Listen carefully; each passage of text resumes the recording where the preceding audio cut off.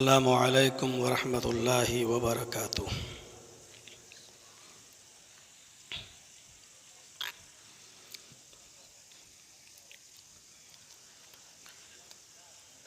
अल्हम्दुलिल्लाह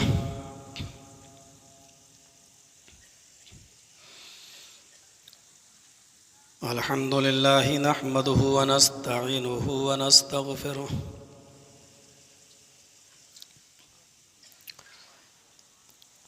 व नऊज़ु बिल्लाहि मिन शुरूरि अनफुसिना व मिन सय्यिआति अअमालिना।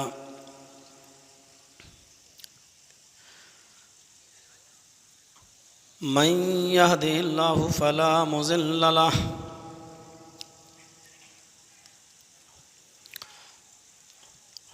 व मन युज़लिल्हु फला हादिय लहु।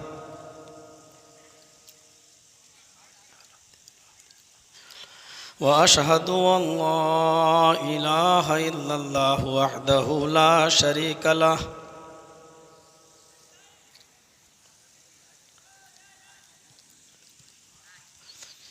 व अशहदु अन्न मुहम्मदन अब्दुहु व रसूलुहु।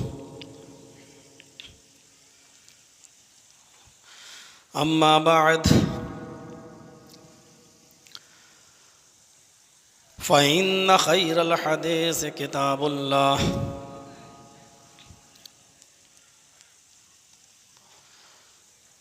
व खैरल हदी हदी मुहम्मदिन सल्लल्लाहु अलैहि वसल्लम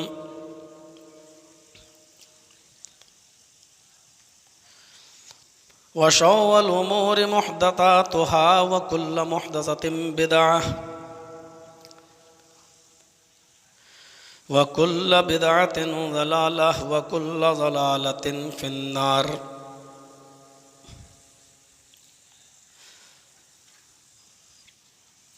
अऊज़ु बिल्लाहि मिनश शैतानिर रजीम। बिस्मिल्लाहिर रहमानिर रहीम।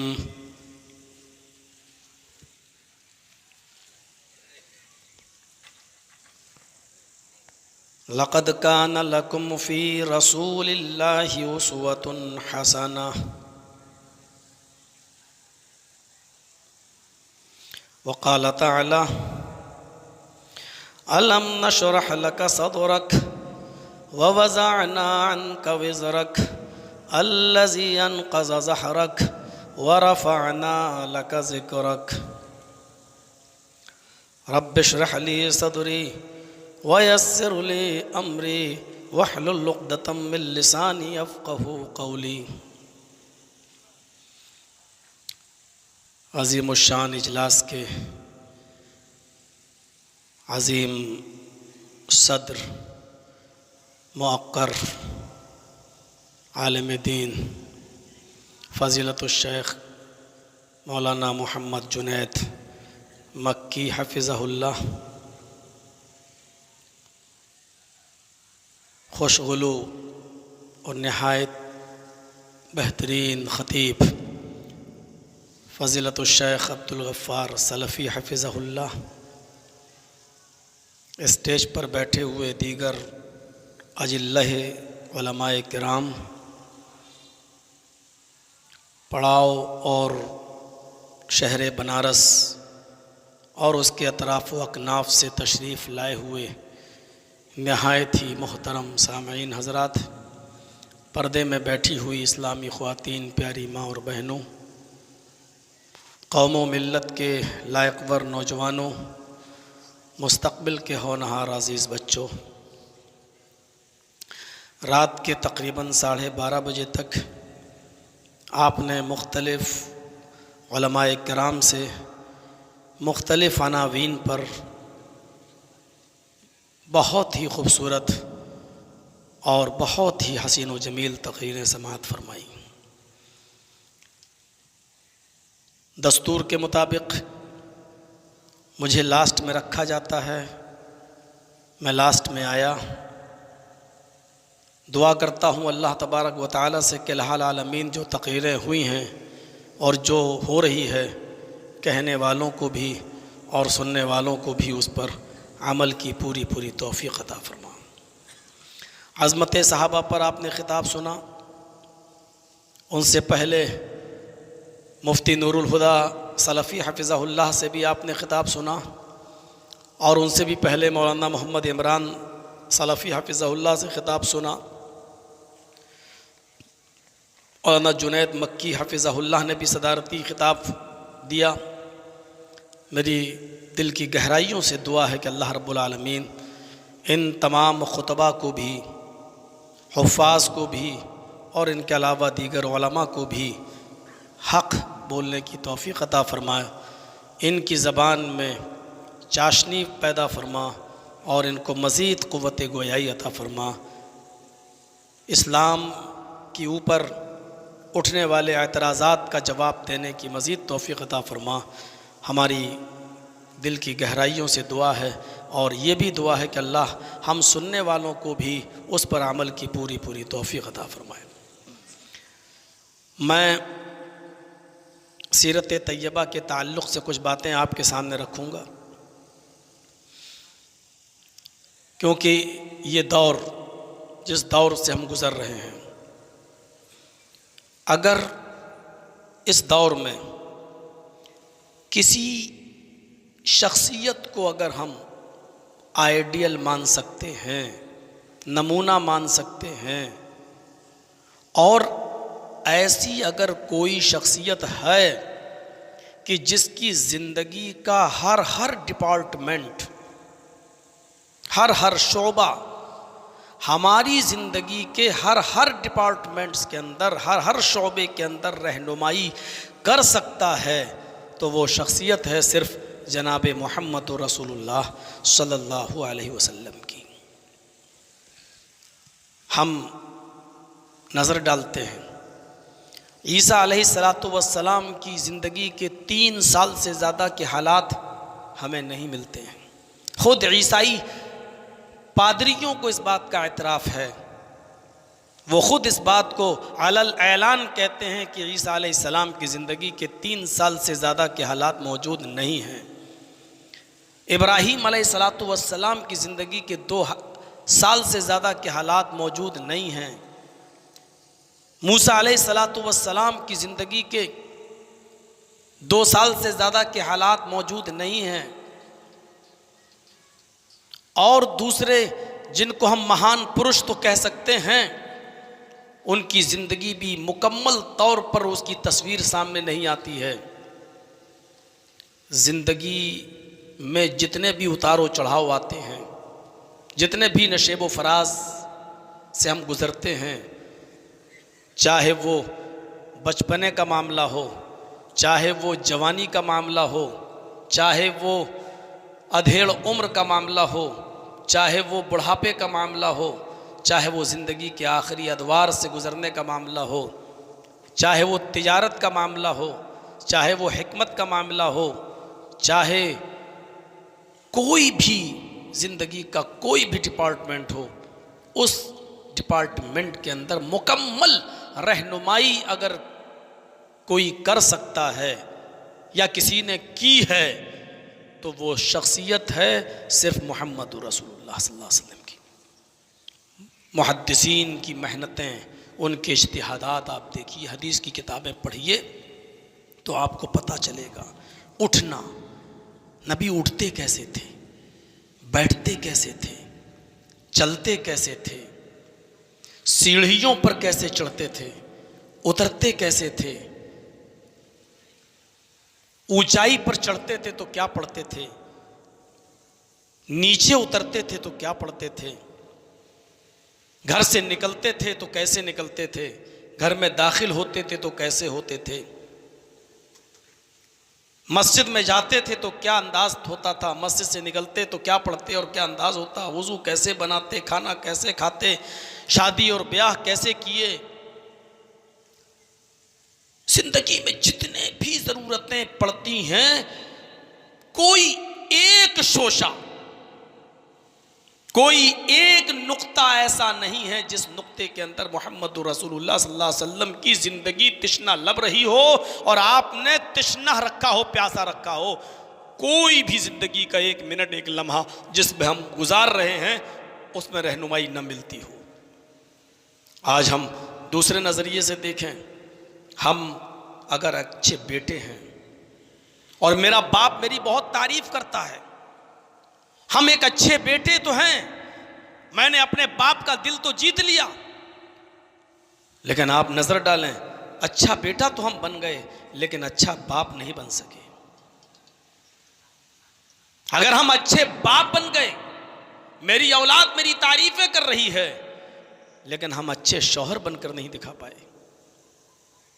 हम अच्छे शौहर बन गए तो अच्छे ताजिर नहीं बन सके, अच्छे ताजिर बन गए तो अच्छे मुसलिह नहीं बन सके, अच्छे मुसलिह तो बन गए लेकिन अच्छे मुबल्लिग नहीं बन सके, अच्छे मुबल्लिग और दाई तो बन गए लेकिन अच्छे हाकिम वक्त नहीं बन सके, हाकिम वक्त अच्छे बन गए तो अच्छे हकीम नहीं बन सके, अच्छे हकीम तो बन गए लेकिन हम अच्छे जज नहीं बन सके।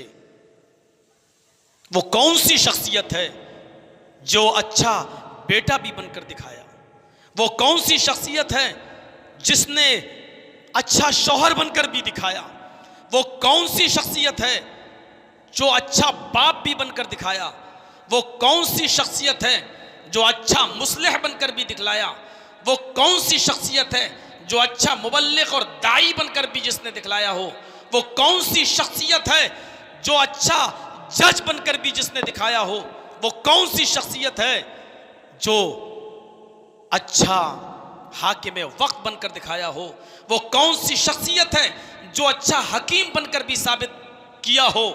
वो कौन सी शख्सियत है जो अच्छा आबिद, इबादत गुजार और अच्छा शाकिर, एक शुक्रगुजार बंदा बनकर दिखाया हो? जिंदगी के इन जैसे हजारों पहलुओं पर अगर हम नजर दौड़ाएं तो तारीख, सीरत और जमीन और आसमान की नजरें और उसकी ये जबान यही चीखती हुई ऐलान करती हुई नजर आएगी। ऐसी शख्सियत, इन तमाम चीज़ों में अगर किसी को देखना है और मुकम्मल है तो वो हस्ती है सिर्फ जनाबे मुहम्मदुर रसूलुल्लाह सल्लल्लाहु अलैहि वसल्लम की। इसीलिए अल्लाह तबारक व तआला ने पूरे समंदर को नबी अकरम की पैदाइश से लेकर 63 साल तक की उस जिंदगी को, बिखरी हुई और फैली हुई उस जिंदगी को कूजे में बंद कर दिया और एक छोटे से घड़े में, लोटे में बंद करते हुए कह दिया, लक़द कान लकुम फी रसूलिल्लाहि उस्वतुन हसना। लोगो, दुनिया वालों, हमने तुम्हारे लिए जनाब मोहम्मद रसूलुल्लाह की पूरी जिंदगी को आइडियल और नमूना बना दिया। अब कहने की ज़रूरत नहीं, उठो वैसे जैसे नबी उठते थे, बैठो वैसे जैसे नबी बैठते थे, चलो वैसे जैसे नबी चलते थे, खाओ वैसे जैसे नबी खाते थे, दौड़ो वैसे जैसे नबी दौड़ते थे, नमाज वैसे पढ़ो जैसे नबी पढ़ते थे, रोज़ा वैसे रखो जैसे नबी रखते थे, शादी वैसे करो जैसे नबी करते थे और नबी ने की और करके दिखलाई।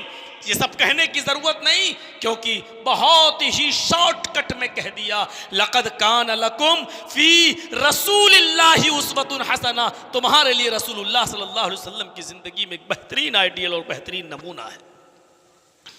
नजरें डालिए, पैदा हुए अपनी मां के पेट से, मैं आपको एक अच्छा बेटा होने की हैसियत दिखला रहा हूं। मां के पेट से पैदा हुए, अभी चंद ही दिन गुजारे थे, अरब की आबो हवा अच्छी नहीं थी, वहाँ की औरतें अपने बच्चों को दूध पिलाने वालियों के हवाले कर दिया करती थीं और शहर से निकाल कर देहात में भेज दिया करती थीं। कबीले बनु साद की कुछ औरतें मक्के में आती हैं बच्चे तलाश करने। आमीना का अपना बयान है, और पढ़िए सीरतुन नबी अल्लामा इब्न हिशाम की और रहमतुल आलमीन काजी सुलेमान सलमान मंसूर पूरी रहमतुल्लाह अलैह की, और देखिए ये मंजर। आमीना का बयान है, आमीना जो नबी की माँ है, कहती हैं कि हर औरत मेरे बच्चे को के पास आई, उसने मेरे बच्चे को लिया। कबीले बनु साद से जितनी भी औरतें आई थीं, हर औरत मेरे बच्चे के पास से गुजरी, हर एक औरत ने मेरे बच्चे को लिया, दूध पिलाने के लिए तैयार भी हो गई, अपने इलाके में ले जाने के लिए तैयार भी हो गई। लेकिन दौरान गुफ्तगू उसने ये सवाल कर लिया, अय आमीना ज़रा मुझे इस बच्चे के बाप से तो मुलाकात कराओ, मुझे इस बच्चे के बाप से भी मिलना है। आमीना कहती, मैंने ये जवाब दे दिया इस बच्चे का बाप इस दुनिया में जिंदा नहीं है। इस बच्चे का बाप तो इस बच्चे के पैदा होने से 2 महीने पहले गुजर चुका। जिस औरत ने बच्चा गोद में लिया, वो औरत जब ये सुनती कि इस बच्चे का बाप जिंदा नहीं, वो बच्चा मेरी गोद में डाल देती, उठा कर रख देती और कहती, आमीना फिर मैं इस बच्चे को दूध कैसे पिला सकती हूँ? मुझे तो अच्छी उजरत चाहिए, अच्छी मजदूरी चाहिए। मैं पाल पोस कर तेरे बेटे को अगर बड़ा करूँ तो मुझे भी तो मुआवजा अच्छा मिलना चाहिए। जब इस बच्चे का बाप है ही नहीं तो तू मुझे क्या मुआवजा दे देगी, क्या बदला दे देगी? हर औरत ने मेरे बच्चे को लिया, जब सुना कि इस बच्चे का बाप जिंदा नहीं, रख दिया मेरी गोद में। आगे का बयान है आमीना का। हलीमा भी मेरे पास से गुजरी, हलीमा ने भी मेरे बच्चे को गोद में ले लिया, लेकिन जब उसने सुना कि इस बच्चे का बाप जिंदा नहीं तो हलीमा ने भी मेरी गोद में बच्चा रख दिया। सारी औरतें फिर मक्के में और बच्चे ढूंढने लगी, तलाश करने लगी, हलीमा भी ढूंढने लगी। सारी औरतों को बच्चे मिल गए, हलीमा को पूरे मक्का में कोई बच्चा नहीं मिला। सारी औरतों को बच्चे मिल गए, हलीमा को कोई बच्चा ना मिला। मैं इसको थोड़ा सा उल्टा भी बोल सकता हूँ, मक्के के सारे छोटे छोटे बच्चों को दूध पिलाने वाली दायाएं मिल गईं, लेकिन मोहम्मद को कोई दाया ना मिली।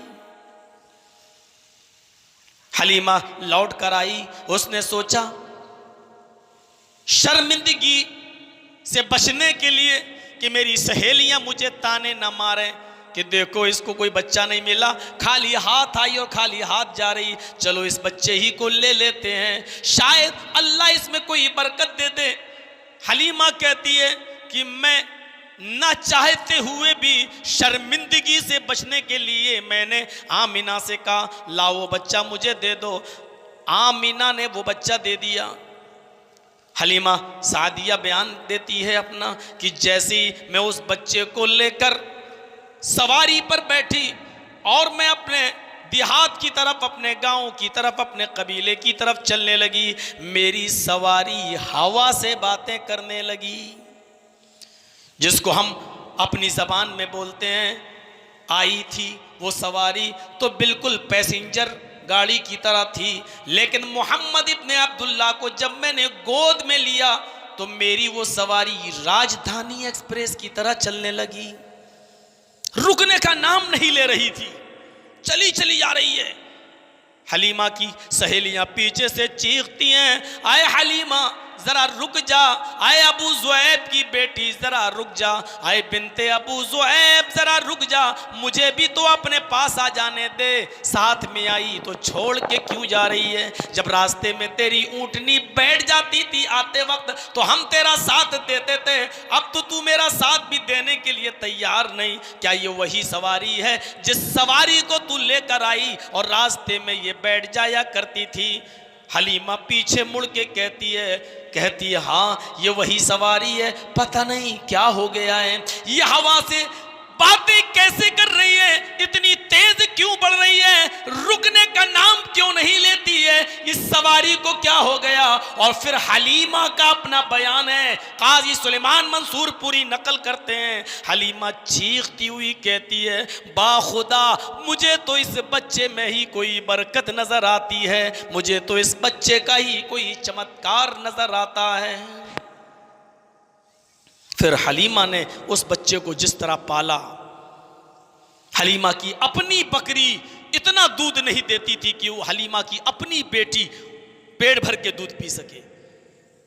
हलीमा को तशवीश थी कि अब तो मेरे 2 बच्चे हो गए, एक तो मेरी अपनी बेटी और दूसरी मोहम्मद, मेरी बकरी मेरी बेटी के पेट भरने का दूध नहीं देती, अब मोहम्मद का भी पेट भरना कैसे भरूं?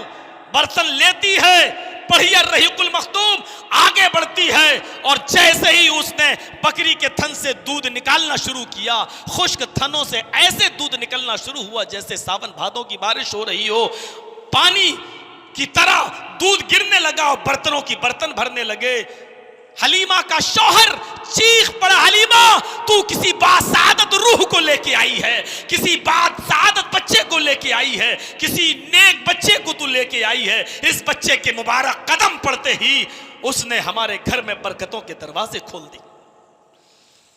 यहां से बचपना शुरू होता है नबी अकरम का।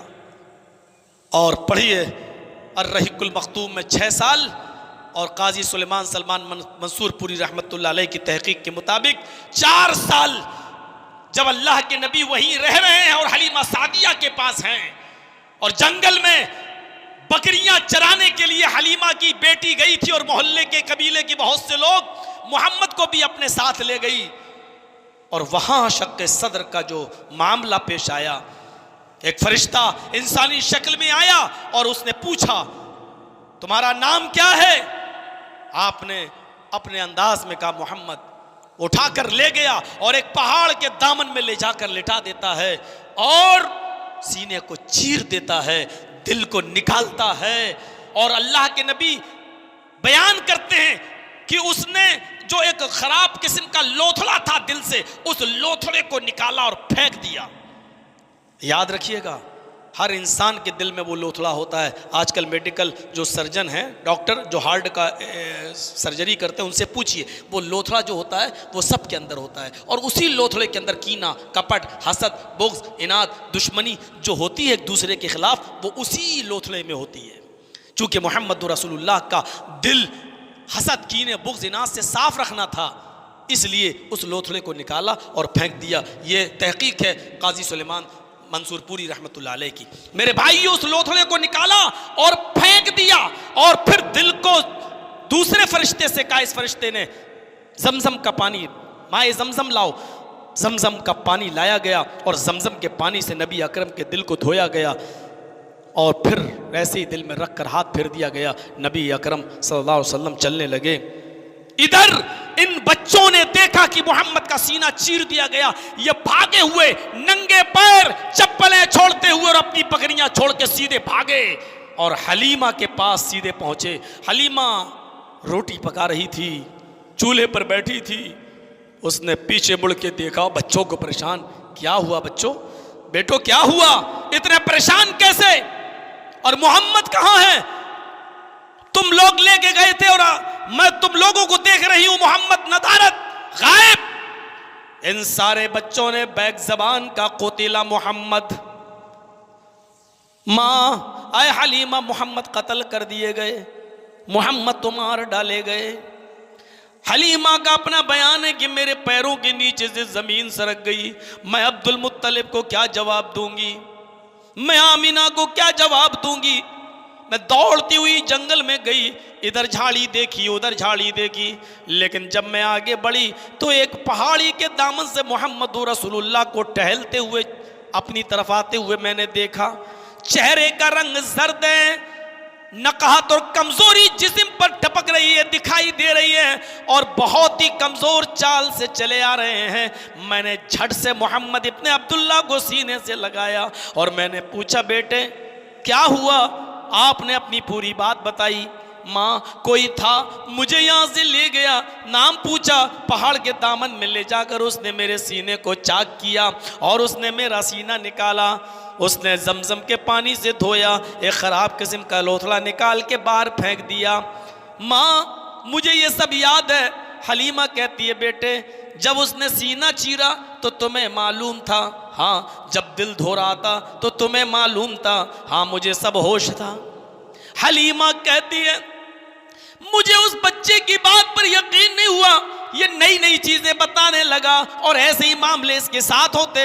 मैं डर गई कहीं ऐसा ना हो कि इसको कोई खतरा हो जाए और फिर बाद में आमिना मुझसे बेटा तलब करे और मैं बेटा ना दे सकूं। मैं फिर मोहम्मद को उसकी माँ के हवाले करके आ गई और ये कहकर आई, आमिना मेरा दिल तो नहीं चाहता कि इस बच्चे को वापस करूं। इसने तो खैर बरकत के दरवाजे मेरे घर में खोल दिए हैं, लेकिन ऐसी ऐसी चीजें बताता है, ऐसी ऐसी बातें बताता है, ऐसे ऐसी चमत्कार बताता है कि मुझे डर है अगर तेरे बेटे को कुछ हो गया तो फिर मैं क्या जवाब दूंगी। अब तुम अपना बेटा संभालो। आमीना का बयान है, मैं 6 साल के थे मोहम्मद, मैं यसरब ले गई। अब सुनिए मंजर, मैं यसरब ले गई, मेरे माँ बाप का घर यसरब में था, मदीने में था। मैं मोहम्मद को उनके मामू मुमानी के पास ले गई, मैं उनको उनके ननियाल में ले गई।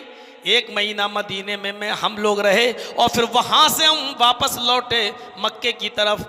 मैं अपनी ससुराल की तरफ आ रही थी, मक्के की तरफ आ रही थी। मदीने से कुछ गुजरने के बाद हम मकाम अबुआ पर पहुँचे। मेरे बेटे की उम्र 6 साल थी। मैंने कहा, बेटे क्या तुम अपने अब्बू की कब्र देखोगे?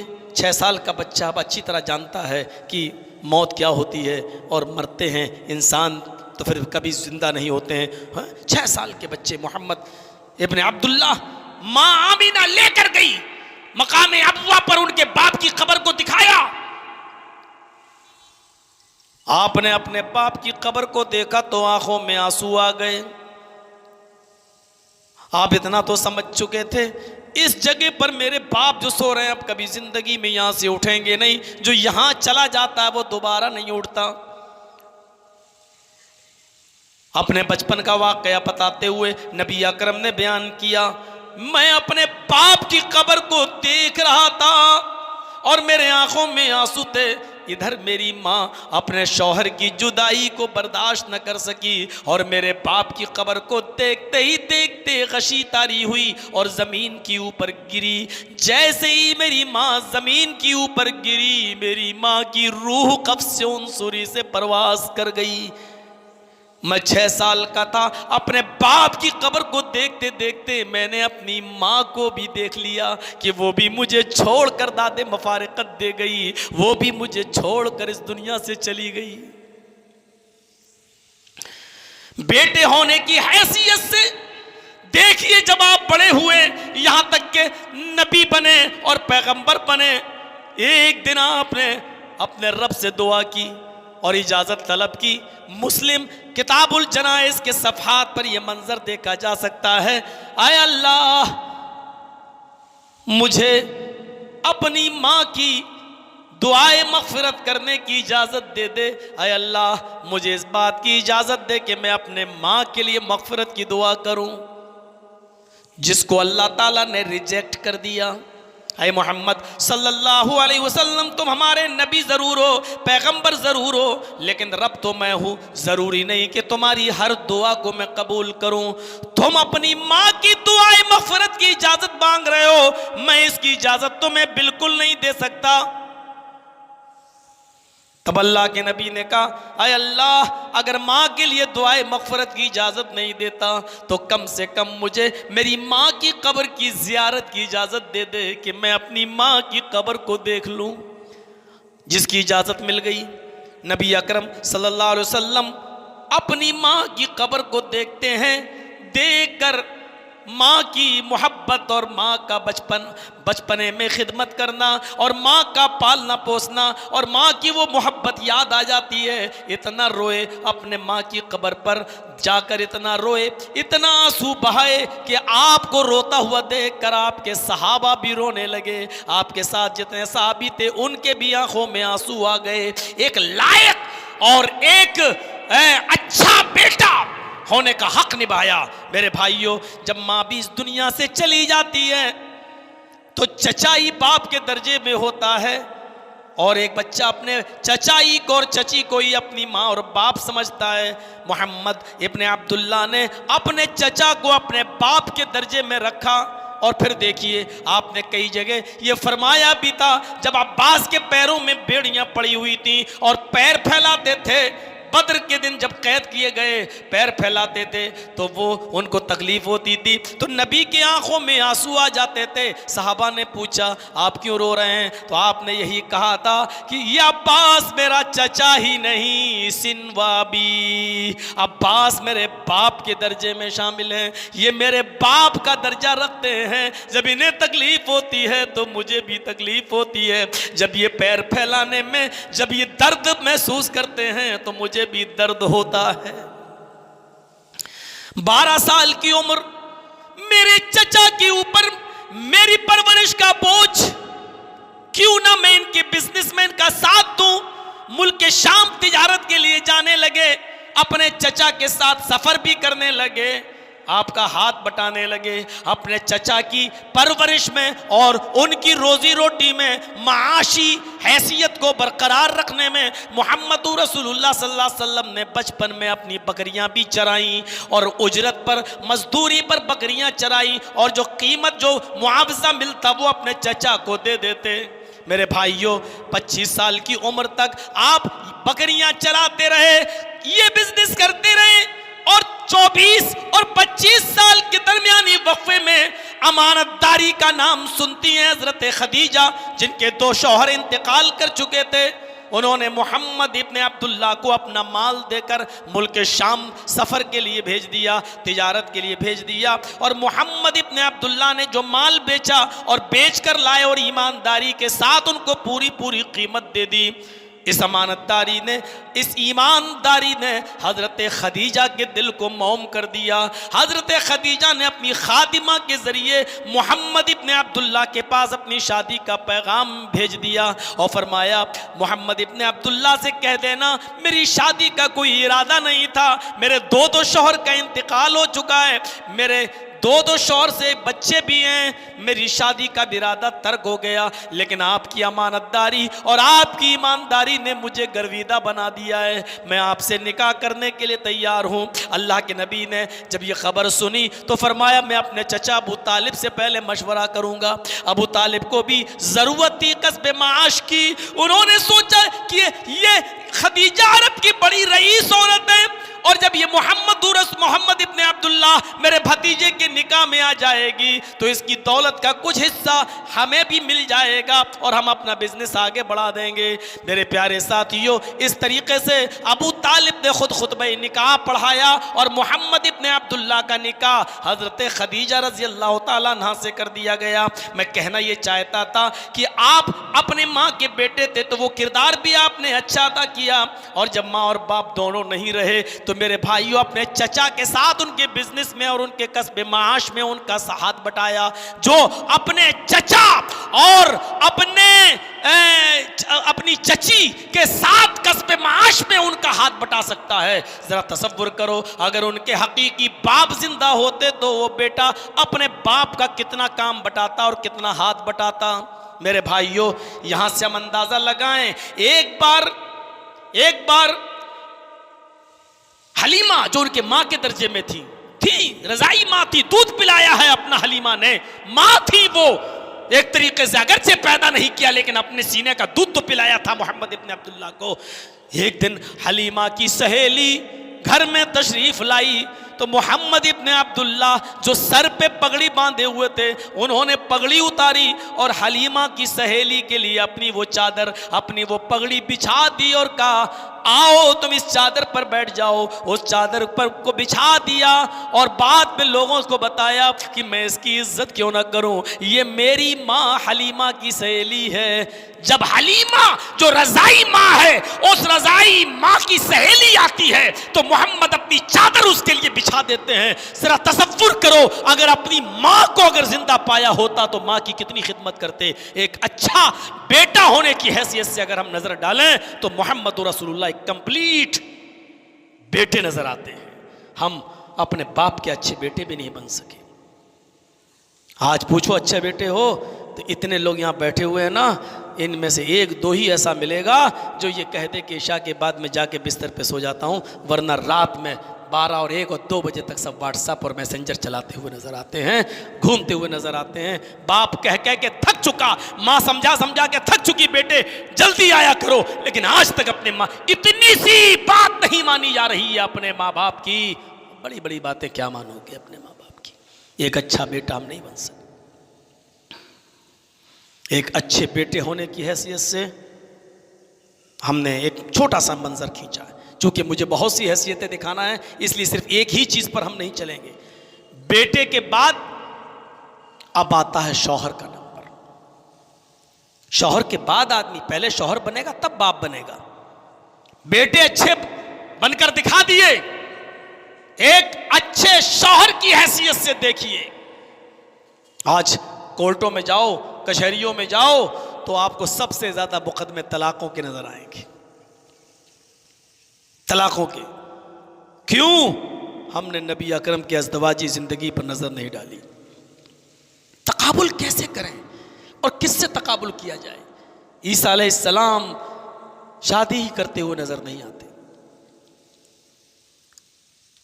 ईसाइयों से कौन सा सवाल किया जाए कि बताओ तुम्हारे यहां शादी कैसे की जाती है, शादी का तरीका क्या होना चाहिए? उनके पास जवाब नहीं है। कहां से जवाब देंगे?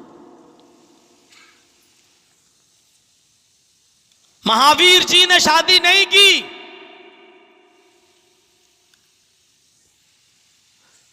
गुरु नानक ने शादी नहीं की। गौतम बुद्ध के बारे में बड़ा इख्तिलाफ है। रामाकृष्णा राव ने गौतम बुद्ध के ऊपर एक किताब पूरी लिख डाली, गौतम बुद्ध का पवित्र जीवन, जो कल्याण प्रेस गोरखपुर से छपती है। उसमें उन्होंने लिखा है कि गौतम बुद्ध ने शादी नहीं की। लेकिन हमारे मुस्लिम जो मुअर्रिखीन गुजरे हैं,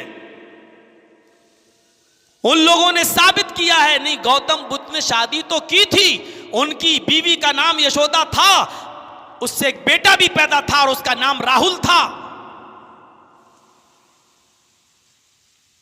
मौलाना हमारे सनाउल्लाह हमरसरी रहमतुल्लाह अलैह की भी तहकीक यही है। मौलाना सफ़ीउर रहमान साहब मुबारकपुरी की एक अरबी में किताब है, मुहम्मदु रसूलुल्लाह फ़ी कुतुबिल हिंदूज़। अरबी ज़बान में शायद वो हिंदुस्तान में नहीं मिलती हो, अरब ममालिक में पढ़ी जाती है और अरब ममालिक ही के लिए उन्होंने लिखी हो। उसमें भी उन्होंने लिखा है कि गौतम बुद्ध का बेटा था और गौतम बुद्ध की बीवी थी, लेकिन एक ही बेटे के बाद उन्होंने अपनी बीवी और बेटे को छोड़कर जंगल में जाकर एक रहबानियत की ज़िंदगी अख्तियार की और पूरी ज़िंदगी उन्होंने जंगल में गुजार दी। ये लोगों से क्या आइडियल और क्या लिया जा सकता है? एक अच्छा शौहर बनकर नहीं दिखा सके, अपनी बीवी को छोड़ के और अपने बेटे को छोड़ के जंगल में चला जाना और अपने बेटे और बीवी पर को बोझ बना देना, ये कहां का की इंसानियत है? आप कितने बड़े महान पुरुष बन सकते हैं अलग रहकर, लेकिन मोहम्मद रसूलुल्लाह की जिंदगी जब आप पढ़ेंगे तो हमें हदीसें ये बतलाती हैं कि नमाज के साथ साथ, इबादत के साथ साथ अगर मस्जिद से निकल जाते हो और अपनी बीवी और बच्चों को खिलाने पिलाने और उनकी परवरिश के लिए अगर आप मेहनत करते हो, मजदूरी करते हो, दीवारें चुनते हो, घर और मकान बनाते हो, रिक्शा चलाते हो, टैक्सी चलाते हो, तो हमारे नबी इसको भी इबादत का हिस्सा जोड़ते हैं और इसको भी इबादत बताते हैं। मेरे भाइयों, कुरान ऐलान कर रहा है, फ़इज़ा क़ुदियतिस सलातु फ़ंतशिरू फ़िल अर्ज़ वब्तगू मिन फ़ज़लिल्लाह।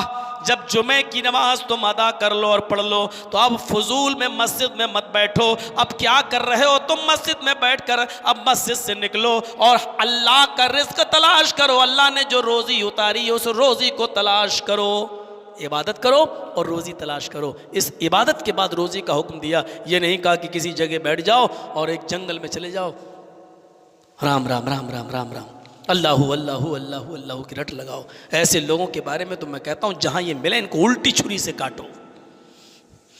बोझ है कौम के ऊपर, समाज के ऊपर, सोसाइटी के ऊपर बोझ है।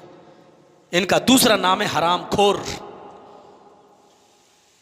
मेरे प्यारे साथियों, हमें नबी अकरम की जिंदगी से सीखना चाहिए।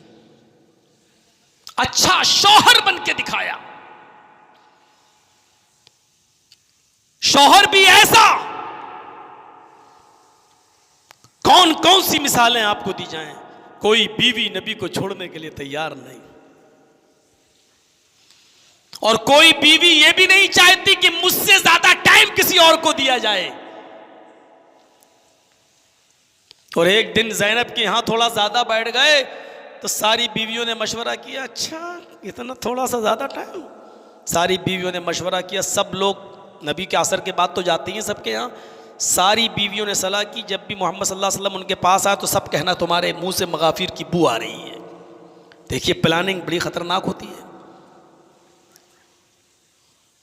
आदमी घर पर रहेगा नहीं, पड़ोस की औरतें घर में घुसी रहेंगी, मेरी औरतें पड़ोस में घुसी रहेंगी, तो प्लानिंग तो होगी।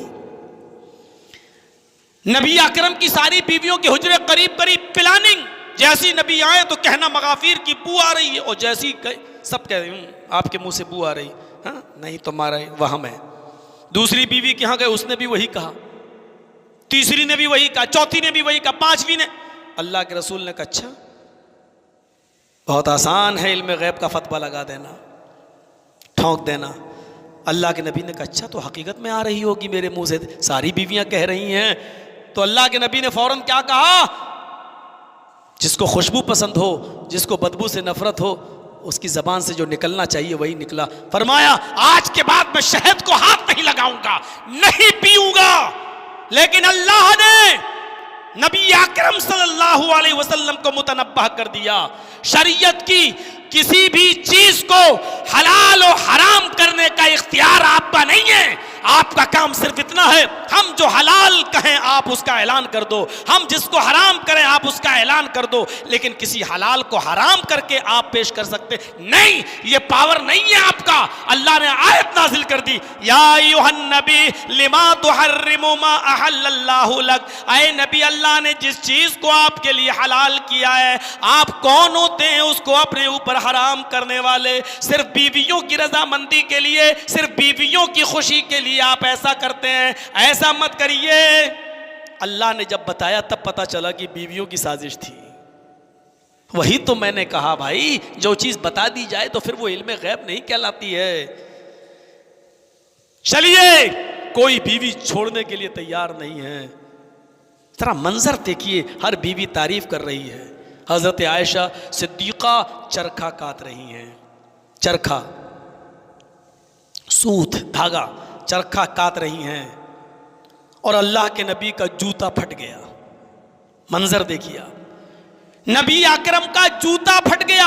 आप अपने हाथ से अपने जूते को ऐसे टांक रहे हैं सुई से। ऐसा नबी,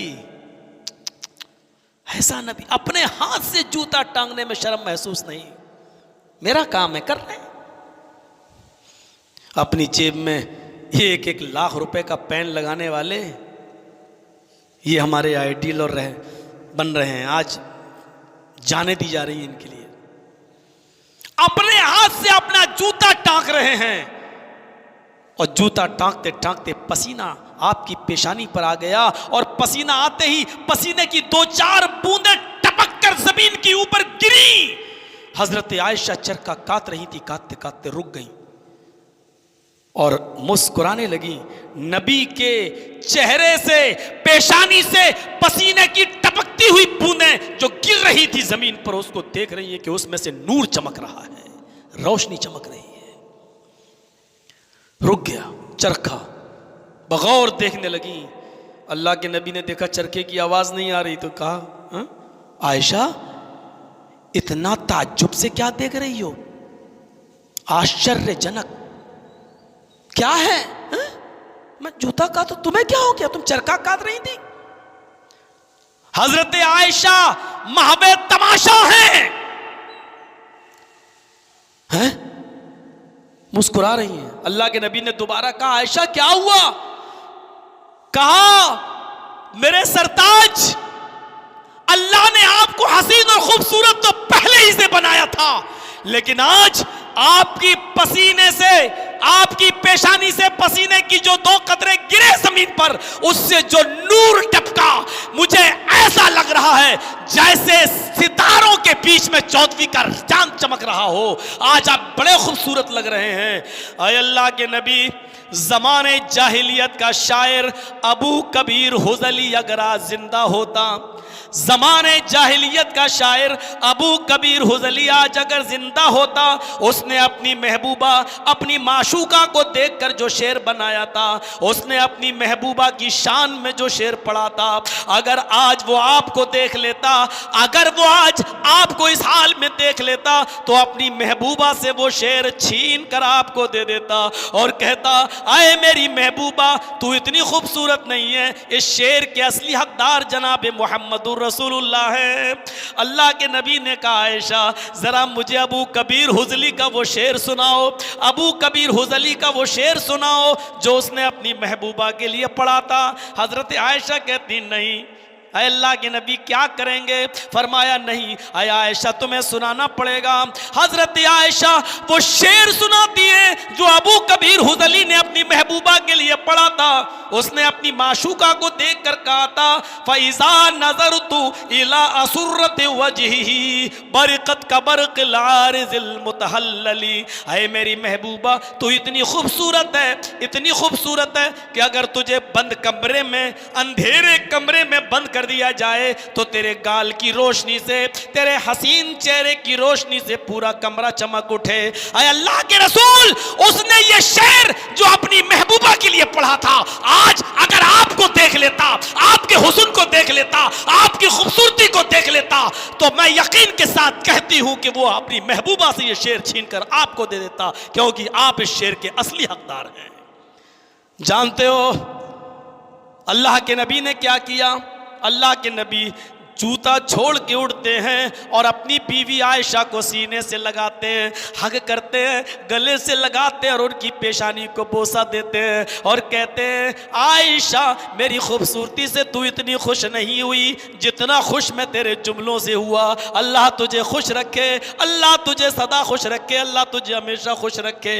मेरे प्यारे साथियों, मियाँ और बीवी की इस मोहब्बत के तस्करे आप क्यों नहीं हो रहे हैं? आज तलाकों पे नौबतें क्यों आ रही हैं? आज मियाँ और बीवी का एक रिश्ता हस्बैंड और वाइफ का नहीं, एक दोस्ताना रिश्ता होता है। उस दोस्ताना रिश्ते को आप कायम कीजिए और मोहम्मद रसूलुल्लाह की तरह एक अच्छा शौहर बनने की कोशिश कीजिए। मैं ये नहीं कह रहा हूँ कि बन जाओगे, नहीं हो सकता है, लेकिन कोशिश कीजिए हम नबी अकरम सल्लल्लाहु अलैहि वसल्लम की सीरत तैयबा के आईने में कि आप अपनी बीवी के साथ किस तरह रहते थे, ये देखिए।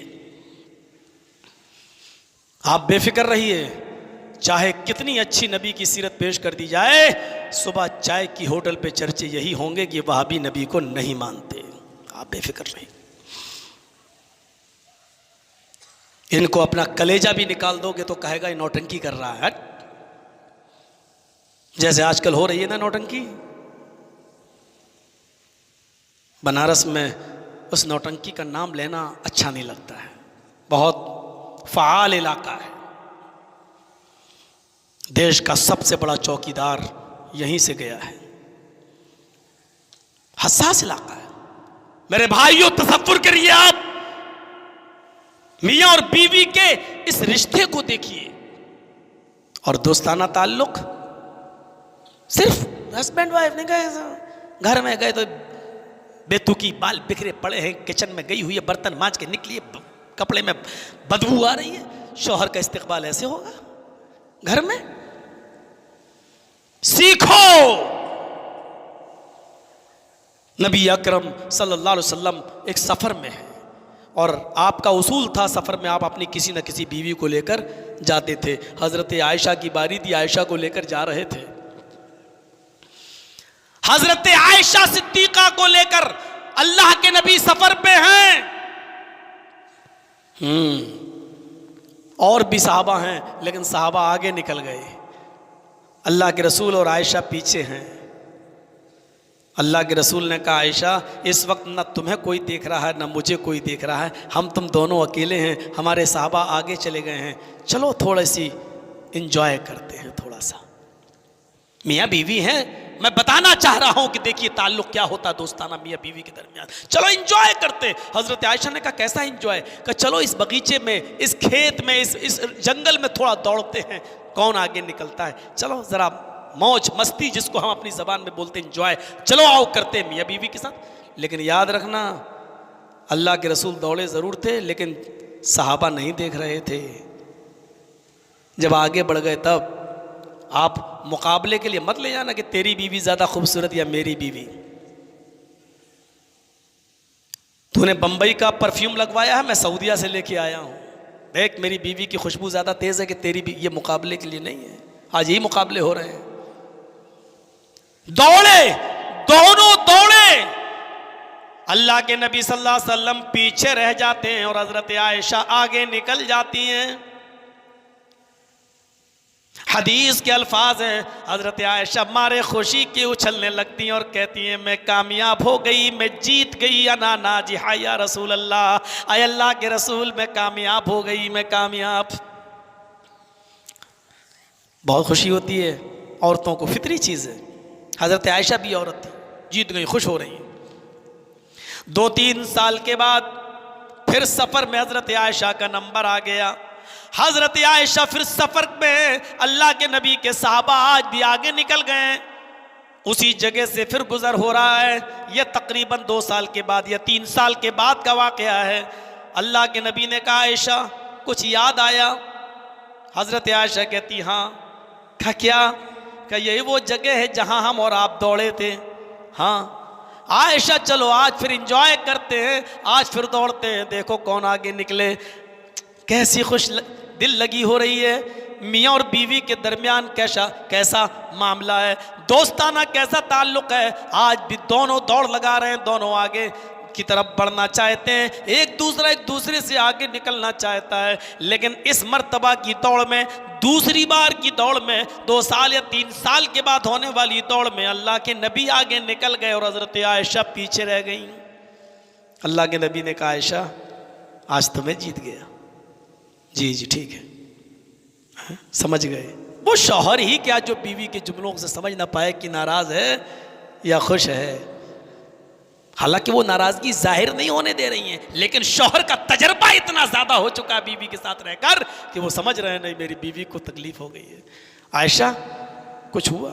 नहीं नहीं ठीक है कोई बात नहीं। आयशा जानती हो पहले तुम क्यों जीती थी, अब क्यों हारी हो?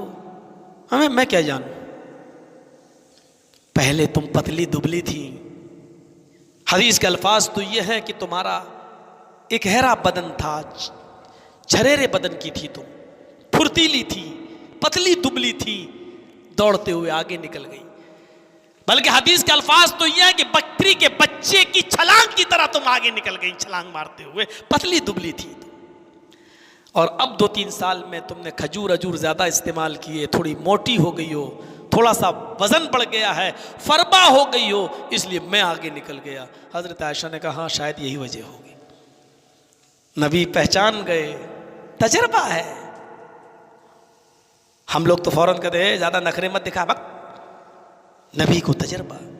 आपने अपनी बीवी के इस नाराजगी को खत्म करने के लिए जानते हो कितना खूबसूरत जुमला बोला। फरमाया आयशा एक बार तुम जीती हो, एक बार मैं जीता। कौन कह रहा है कि मैं जीत गया? मैं जीता कहां? पहले तुम जीती, इस मर्तबा मैच तो डरा हो गया है, बराबर हो गया है। हार जीत तो तब होगी जब हम तीसरी बार दौड़ेंगे, जो आगे निकल जाए वो जीतेगा। हम तीसरी बार दौड़ेंगे ही नहीं, किसी को तकलीफ हो। एक बार तुम जीती, एक बार मैं। हजरत आयशा ने कहा हाँ मैं कहाँ कह रही हूं मैं हारी हूं, सही कह रहे हैं आप। हाँ तब खुश हुई, तब जाकर क्या कहा मैं बराबर हुआ है, ठीक है हम लोग तीसरी बार। जानते हो इस जुमले को अदा करने के लिए आपने क्या कहा? हाज़िही बितिल्का, आयशा ये उसका बदला है। हम तीसरी बार दौड़ेंगे ही नहीं कि हार जीत का फैसला हो। ऐसी मोहब्बत आप कर सकते हैं अपनी बीवी के साथ? आप कहेंगे मैं क्यों करूं, वो करे। इसी उल्टी गंगा ने हमारे घरों को बिगाड़ा है, हमारे घर का चैन और सुकून छीन लिया है। नमक ज्यादा हो तो बेचारी उसको सुनना पड़े, मिर्च ज्यादा हो तो उसको सुनना पड़े। 10 साल हो गए शादी को, अभी तक पता नहीं कितना नमक डलता है। मर्द कुछ भी करे, सीखो मोहम्मद रसूलुल्लाह से। इतनी मोहब्बत, इतना प्यार, एक अच्छा शौहर बन के दिखाए। और जानते हो उम्र कितनी? नबी अकरम का जब निकाह हुआ आयशा सिद्दीका से तो उम्र थी 51 साल और आयशा की उम्र थी 6 साल। और जब रुखसती हुई हजरत आयशा की तो उम्र थी 9 साल और नबी अकरम की उम्र हुई 54 साल। इसके बाद दौड़े होंगे, फिर उसके 2-3 साल के बाद दूसरी दौड़ हुई होगी, आप देखिए। और इसके बाद भी देखिए मोहब्बत का इतनी उम्र के तफावत और फर्क के बावजूद हजरत आयशा को भी कैसी मोहब्बत थी, नबी को ही नहीं हजरत आयशा को भी कैसी मोहब्बत थी। एक दिन आपने कुरा डाला, 2 बीवियों का नाम निकला। सफर में दोनों बीवियों को लेके जा रहे हैं। उन दोनों बीवियों में एक का नाम है आयशा और एक का नाम है हफ्सा। एक का नाम है आयशा, एक का नाम है हफ्सा।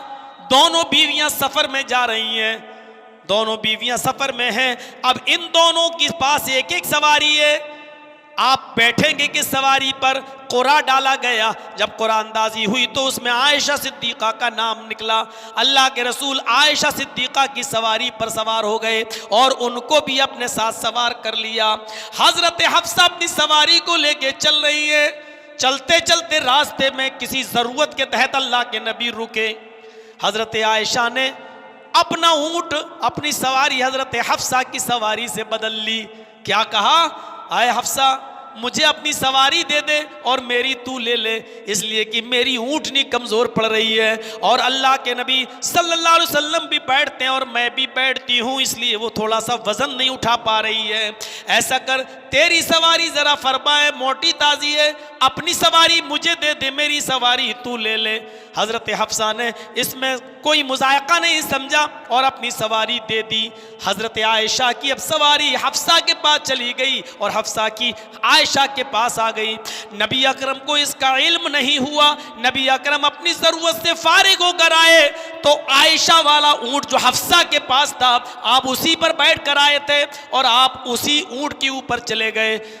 पीछे मुड़ के देखा तो हज़रत हफ्सा थी। पूछा ये क्या है? फरमाया आयशा सिद्दीक़ा ने अपनी सवारी बदल ली, मुझसे बदल दी और आप यहाँ आ गए। आपने फरमाया कोई बात नहीं, अब जब बैठी गया हूँ तेरी सवारी के ऊपर तो अब उतर कर क्यों जाऊँ? कुछ दूर उसके साथ चल लिया, कुछ दूर अब तुम्हारे साथ चल लेता हूँ, चलो चलो। अब हफ्सा ही के साथ अल्लाह के नबी चले गए। हज़रत आयशा सिद्दीक़ा को ये जुदाई बर्दाश्त नहीं हुई।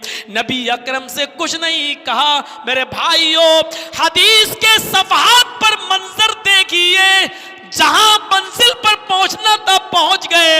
हजरत आयशा ने जंगल देखा और जंगल की हरी भरी घास देखी और जहां ज्यादा घास थी उसी घास में जाकर अपना पैर हजरत आयशा ने दाखिल कर दिया और फरमाया या रब्बी सल्लित अलैया क़रबन औ हय्यतन, आय अल्लाह कोई सांप भेज दे इस घास के अंदर या कोई बिच्छू इस सांप की इस घास के अंदर भेज दे। तल्दिगुनी, जो मुझे डस ले, जो मुझे काट ले, मैं उसके जहर से मर जाऊं। हुआ रसूल का वलास्तती हुआ नकूल लहू शैया, वो तो तेरे नबी हैं, मैं उनकी शान में कुछ नहीं कह सकती। वो तो तेरे पैगंबर हैं, मैं उनके बारे में तुझसे कुछ नहीं कह सकती। उन्होंने मेरी सवारी पर न बैठकर हफ्सा की सवारी पर बैठ गए। वो जो चाहे करे, वो तेरे नबी हैं, मैं उनकी शान में कुछ भी नहीं कह सकती, लेकिन मुझे सजा दे दे। मेरे पास मेरे नबी नहीं रहे, मेरे नाम कुरान निकला, फिर भी मेरी सवारी छोड़ के उधर चले गए।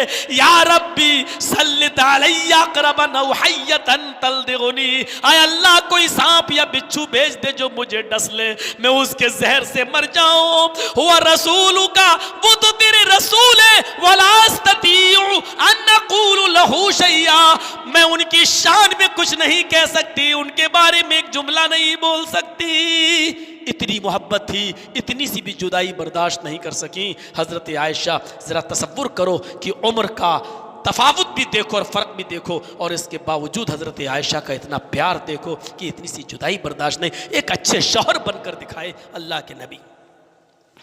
मिसालें और भी दी जा सकती हैं। हज़रत खदीजा जो 66 साल की उम्र पाकर अल्लाह को प्यारी हो गई, कुर्बानी के दिन गोश्त पककर सामने आया, अल्लाह के नबी ने गोश्त की बोटी उठाई, मुंह तक ले गए, लेकिन वापस प्याले में रख दिया मिट्टी के बर्तन में। आयशा सिद्दीक़ा ने कहा क्या हुआ? आंखों में आंसू आ गए। कहा अल्लाह के रसूल में कुर्बानी का दिन खुशी का दिन है, कुर्बानी का गोश्त सामने आया, आपको हड्डी वाला गोश्त पसंद है, आपकी पसंद का गोश्त मैंने प्याले में रखकर आपके सामने रख दिया और आपने गोटी उठाई भी और हड्डी मुंह तक ले गए और वापस कर दी। और मैंने पूछा क्या हुआ तो आप रोने लगे।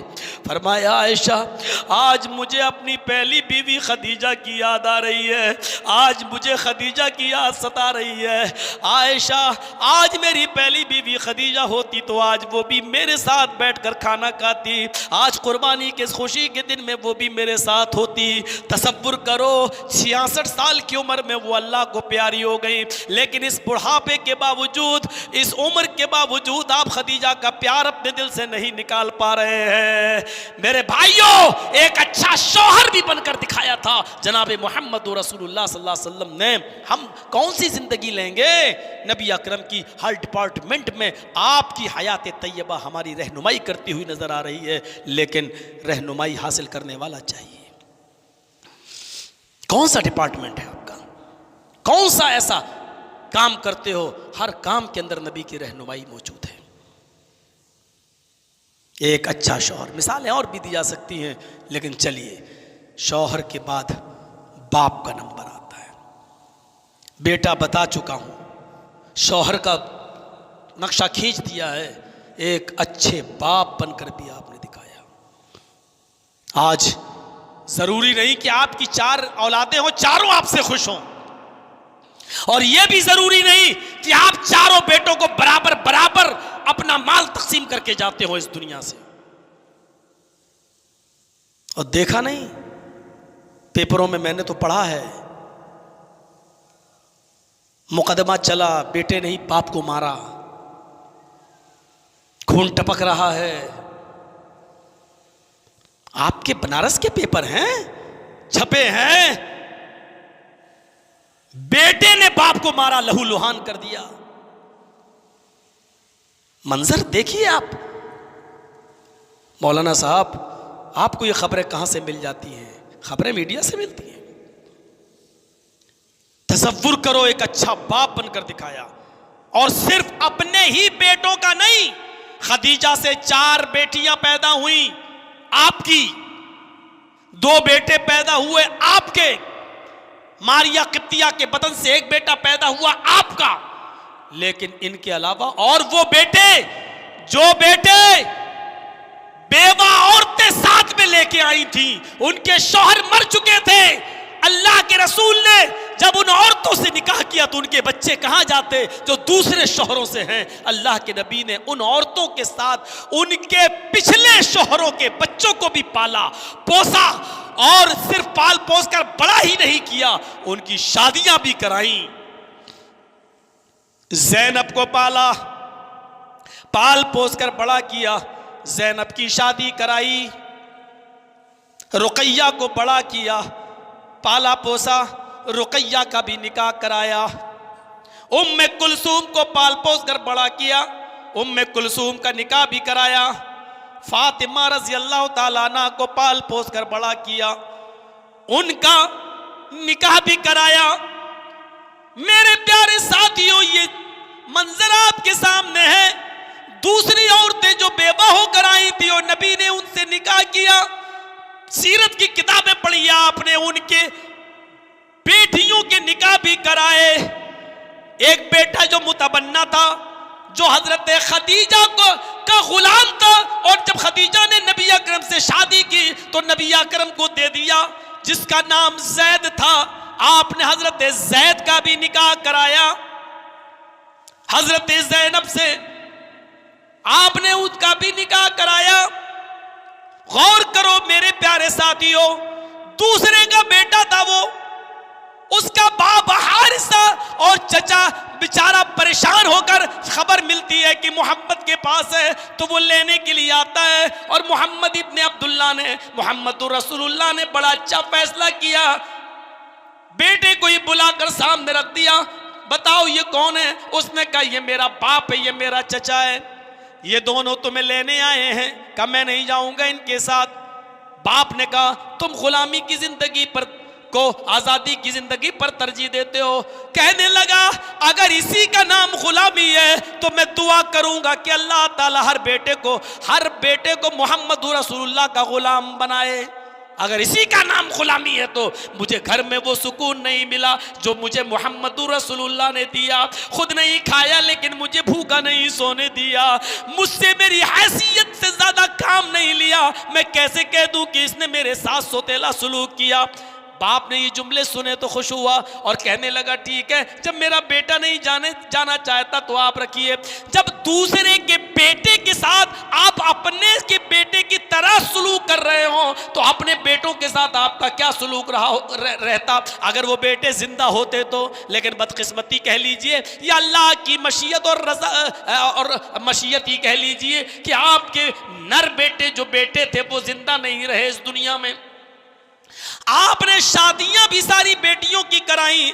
इतने उलमा बैठे हैं, आप सवाल करिए, आपके बनारस में हिंदुस्तान का सबसे बड़ा मरकजी इदारा है जामिया सल्फिया, आप वहां से फतवा मंगाइए, पूछिए इतनी लड़कियों की शादी कराई, दूसरी बीवियों की बेटियों की भी शादी कराई, लेकिन आपने इन शादियों को करने में 1 रुपए का, 1 दिरहम का, 1 दीनार का भी किसी से कर्ज लिया हो। सारी शादियां सादगी के साथ हुई हैं, लेकिन 1 रुपए का कर्ज नहीं। हमारे पास 3 बेटी, 1 बेटी की शादी कराने में लाले पड़ जाते हैं, लाखों रुपया बर्बाद हो जाता है, कर्ज भी लेना पड़ता है। कभी कभी बैंक में अपने घर के और जमीन के कागज रख कर लोन लेकर हमें अपनी बेटियों की शादी कराना पड़ता है। मेरे भाइयों, आपने ज़ैनब का निकाह कराया, 1 रुपए का कर्ज नहीं लिया। आपने रुकैया का निकाह कराया, 1 दिरहम का कर्ज आपने किसी से नहीं लिया। आपने उम्मे कुलसूम का निकाह कराया, 1 दिरहम का कर्ज अल्लाह के नबी ने किसी से नहीं लिया। फातिमा का निकाह हुआ, 1 रुपए का कर्ज नहीं हुआ। इसके अलावा और जो दूसरों की बीवी बेटियां थी उनके निकाह कराए, 1 दिरहम का, 1 रुपए का, 1 दीनार का कर्ज नहीं लिया। मेरे प्यारे साथियों, और सारी शादियां शानदारी के साथ की, संजीदगी के साथ की और सादगी के साथ की। निकाह की तरकीब भी दिलाई, या माशर शबाबी मन इस्तता मिनकुमुल बाआ फलियतज़व्वज। लोगों, अगर तुम्हारे पास, ऐ नौजवानों, अगर तुम्हारे पास इस्तिताअत हो, अगर बात हो, कुव्वत बा हो, बीवी को खिलाने और पिलाने की ताकत हो, उसको बीमारी में इलाज कराने की ताकत हो, ये तमाम चीजें बात में शामिल है। अगर तुम्हारे पास अपनी बीवी के पर्सनल हक को अदा करने की ताकत है, खिलाने पिलाने की ताकत है, तो ऐ नौजवानों तुम शादी कर लो। इसलिए कि निकाह करने से, शादी करने से निगाहें नीची हो जाती हैं। फ़इन्नहु अग़द्दु लिलबसर व अहसनु लिलफ़रज, और शर्मगाह की हिफाजत होती है, निगाहें झुक जाती है, शर्मगाह महफूज हो जाती है। इसलिए तुम निकाह कर लिया करो, निकाह कर लिया करो। और निकाह के लिए सिर्फ इतनी सी चीज बताई कि तुम्हारा साहिब इस्तिताअत होना जरूरी है, बस लड़की का नहीं। लड़की गरीब की हो ले आओ, उसका इस्तिताअत होना, साहिब इस्तिताअत होना जरूरी नहीं है। तुम्हारा साहिब इस्तिताअत, और साहिब इस्तिताअत में क्या चीजें, अलबाअत में क्या चीजें, तुम उसको दोनों तीनों टाइम खिला सकते हो, वो बीमार हो जाए उसका इलाज करा सकते हो, उसको खिला पिला सकते हो, और साथ में उसका जो पर्सनल हक है वो अदा कर सकते हो। तो निकाह कर लो, बस ये इस्तिताअत है, ये अलबात में शामिल है। इतनी सी चीजें बताई हैं आपने। ये नहीं कहा कि 20 साड़ियां होनी चाहिए, वो भी बनारसी, सोने के तार पड़े हुए होना चाहिए। हमारी बेटी जब ससुराल जाए तो लगे कि कोई बेटी नहीं आ रही है, बॉलीवुड की कोई हीरोइन आ रही है।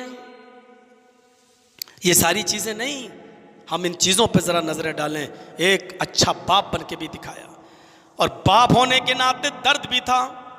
हजरत ज़ैनब को हिबार इब्न अस्वद ने जब तीर मारा, नेजा मारा, और पेट फट गया, और उसी सदमे से उनका हमल ज़ाय हो गया। और हमल के ज़ाय हो जाने के सदमे से जब ज़ैनब इंतकाल कर गई, अल्लाह के नबी अपनी बेटी ज़ैनब को दफन करते जा रहे हैं, मिट्टी देते जा रहे हो, कहते जा रहे हैं, ये मेरी बेटी मेरी राह में बड़ी मारें खाई है और मेरे लिए बड़ी मुसीबतें बर्दाश्त की है, आज मेरी वो बेटी मुझे छोड़ के चली गई। मेरे प्यारे साथियों, बेटी होने के नाते दर्द भी हुआ।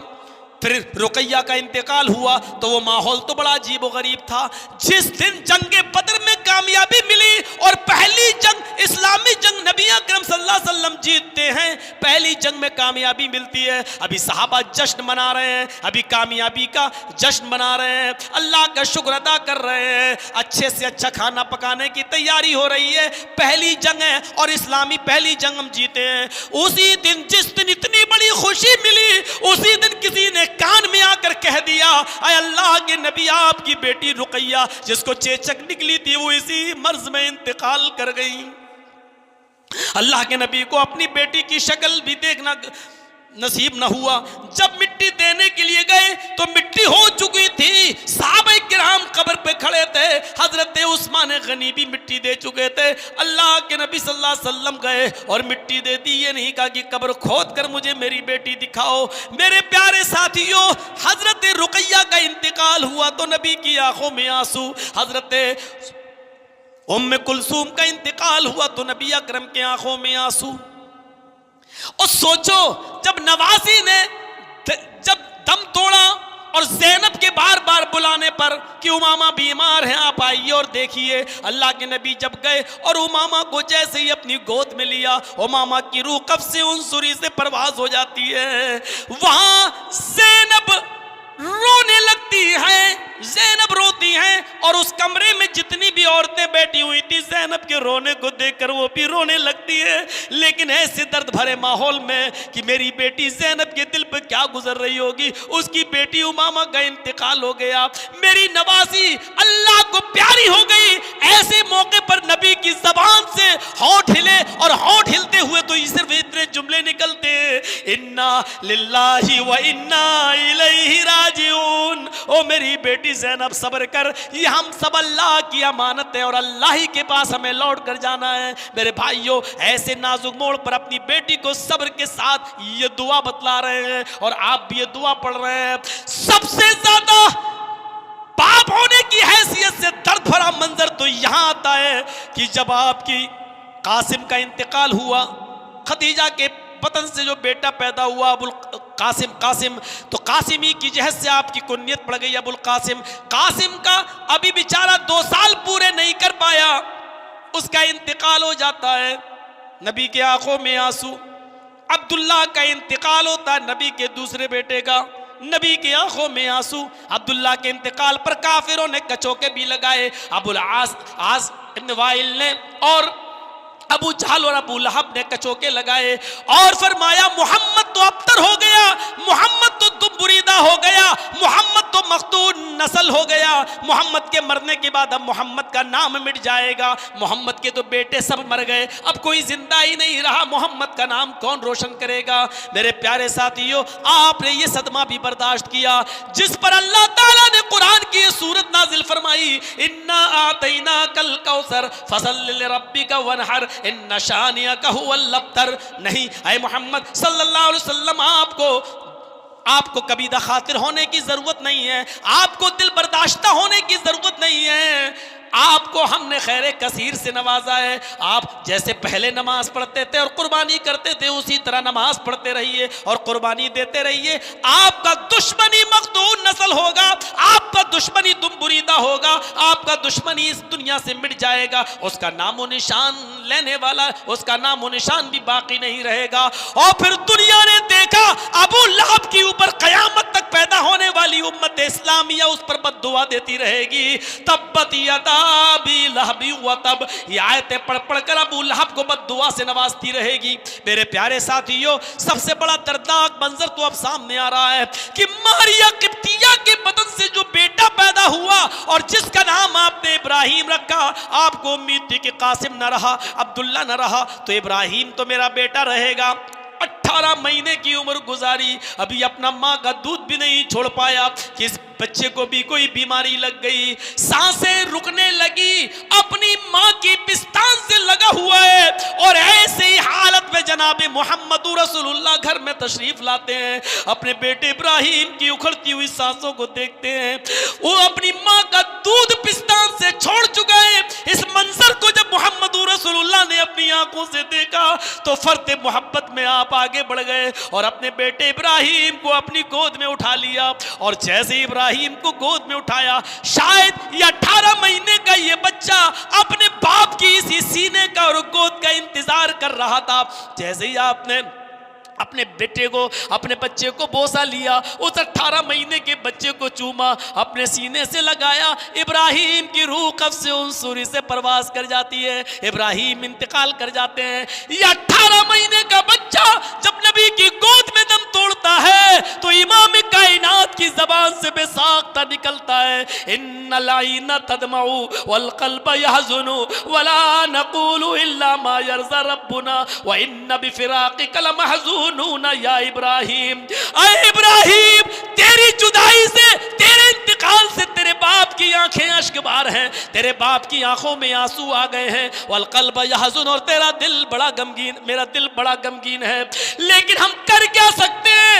मशीयत हिस्दी के आगे, अल्लाह के हुक्म के आगे तेरा बाप मजबूर है। वला नक़ूलु इल्ला मा यर्ज़ा रब्बुना, लेकिन हम अपनी ज़बान से ऐसे जुमले अदा नहीं करेंगे जिससे मेरा मौला नाराज हो जाए, जिससे मेरा परवरदिगार नाराज हो जाए। आए इब्राहिम, तेरी जुदाई से मुझे सदमा जरूर है, लेकिन हम अपने रब को नाराज करने वाले जुमले अपनी जबान से अदा नहीं करेंगे।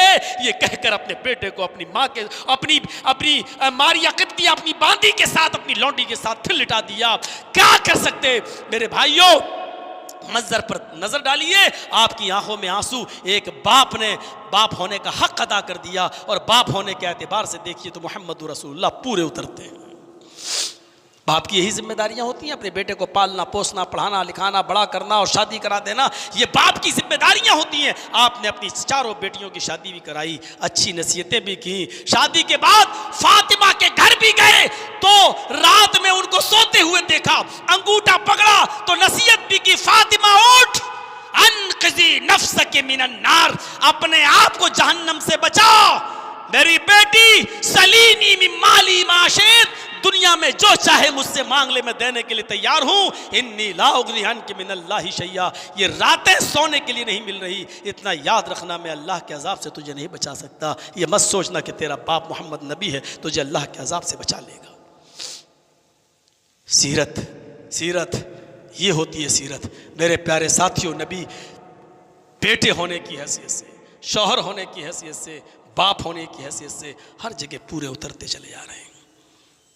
नसीहतें भी आप कर रहे हैं, समझा भी रहे हैं, हर हैसियत से नजरें डालिए नबी की हयात तैयबा पर और नबी की जिंदगी पर। आइए एक अच्छे मुबल्लिग की हैसियत से नजर डालें। मोहम्मद रसूलुल्लाह से बड़ा दाई और मुबल्लिग कौन हो सकता है? कौन हो सकता है? एक अच्छा मुबल्लिग, तबलीग में असर। याद करो नबी अकरम के वो खुतबे, कोहे सफा पर अगर दे रहे हैं तो उस खुतबे को याद करो, कैसी तबलीग थी। या बनी अब्द मनाफिन अनक़िज़ू अनफुसकुम मिनन नार, या बनी अब्द शम्सिन अनक़िज़ू अनफुसकुम मिनन नार, या बनी अब्दिल मुत्तलिब अनक़िज़ू अनफुसकुम मिनन नार, या बनी अब्द मनाफिन अनक़िज़ू अनफुसकुम मिनन नार, या बनी क़ाब इब्न लुअय अनक़िज़ू अनफुसकुम मिनन नार। एक एक कबीले को आप याद कर करके आप उनको बुला रहे हैं और कह रहे हैं कि अपने आप को जहन्नम से बचाओ, अपने आप को जहन्नम से बचाओ, अपने आप को जहन्नम से बचाओ। उसी खुतबे में आपने अपनी फूफी सफिया को भी नहीं छोड़ा। या सफिय्यत बिन्त अब्दुल मुत्तलिब अनक़िज़ी नफ़्सकी मिनन नार, आए मेरी फूफी, आए अब्दुल मुत्तलिब की बेटी सफिया, तू भी अपने आप को जहन्नम से बचा ले। आपने उसी खुतबे में अपनी बेटी को भी नहीं छोड़ा। या फातिमा बिन्त मोहम्मद अनक़िज़ी नफ़्सकी मिनन नार, आए फातिमा तू भी अपने आप को जहन्नम से बचा ले। नबी अकरम ने पूरी जिंदगी ऐसी दावत दी, ऐसी तबलीग दी कि अल्लाह ताला ने मोहम्मद रसूलुल्लाह को दाइयन इलल्लाह का खिताब भी दे डाला। या अय्युहन नबी इन्ना अरसलनाका शाहिदन व मुबश्शिरन व नज़ीरा व दाइयन इलल्लाह, अल्लाह की तरफ बुलाने वाला और अल्लाह की तरफ दाई, दावत देने वाला सबसे बड़ा दाई अगर कोई है तो मोहम्मद रसूलुल्लाह सल्लल्लाहु अलैहि वसल्लम है। मेरे भाइयों जरा गौर करो कि अल्लाह ने नबी की दावत और तबलीग को देखकर दाई अल्लाह का खिताब ही दे डाला। जरा हज्जतुल विदा के उस खुतबे पर भी नजर डालो, वो कैसा खिताब था और कैसी दावत थी। उस खुतबे के एक एक जुमले पर नजर डालो। इन्ना दिमाअकुम व अम्वालकुम हरामुन अलैकुम का हुर्मत यौमिकुम हाज़ा फी शहरिकुम हाज़ा फी बलदिकुम हाज़ा। मुसलमानों, तुम्हारे खून और तुम्हारे माल एक दूसरे के ऊपर हराम है। कैसे मुसलमानों का एहतराम एक दूसरे के दिल में पैदा कर दिया, कत्लो क़िताल से लोगों को कैसे रोक दिया। एक मुसलमान की आज़मत को बताने के लिए, एक मुसलमान की इज्जत व आबरू को बचाने के लिए इतना बड़ा मकाम अता कर दिया कि लौ अन्ना हलस्सा समाई वल अर्दी इश्तरकू फी दम मोमिनिन ला कब्बहुमुल्लाहु फिन्नार। अगर आसमान के सारे फरिश्ते मिल जाएं और जमीन की सारी ज़ुर्रियत आदम मिल जाए और ये सब मिलकर एक इंसान को, एक मोमिन को कत्ल कर दें, एक मुसलमान को कत्ल कर दें, तो अल्लाह ताला क़यामत के दिन सारे फरिश्तों को और दुनिया की सारी ज़ुर्रियत आदम को एक आदमी के, एक मुसलमान के कत्ल के जुर्म में सबको औंधे मुँह जहन्नम में डाल देगा।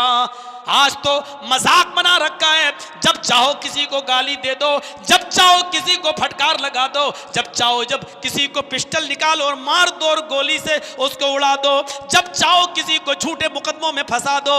आज मुसलमान का मुसलमान के साथ आज सलूक देखिए और बर्ताव देखिए, जिसको अल्लाह के नबी ने ये कहा था, अल मोमिन अखुल मोमिन अल मुस्लिम अखुल मुस्लिम। एक मोमिन दूसरे मोमिन का भाई है, एक मुसलमान दूसरे मुसलमान का भाई है। ला यज़लिमुहु, वो उसके ऊपर जुल्म नहीं करता है, वला यख़ज़ुलहु, उसको रुस्वा नहीं करता है। मेरे भाइयों, इन तमाम चीज़ों पर नज़र डालिए। आपने ऐसी दावत दी कि दाई अल्लाह का खिताब भी अल्लाह तबारक व तआला ने दे दिया। अगर बहैसियत दाई के देखो तो मुहम्मदुर रसूलुल्लाह, बहैसियत मुबल्लिग के देखो तो मुहम्मदुर रसूलुल्लाह, बहैसियत मुस्लिह के देखो तो नबी से अच्छी इस्लाह कौन करता हुआ नजर आ रहा है। उस मस्जिद नबवी में एक कोने में गोशे में पेशाब करने वाले उस देहाती के ऊपर नजर डालो, वो आता और अपनी लुंगी उठाकर पेशाब करने लगता है। सहाबा उसको मारने के लिए दौड़ते हैं, आपने मना कर दिया, नहीं नहीं तुम इसको मार नहीं सकते हो।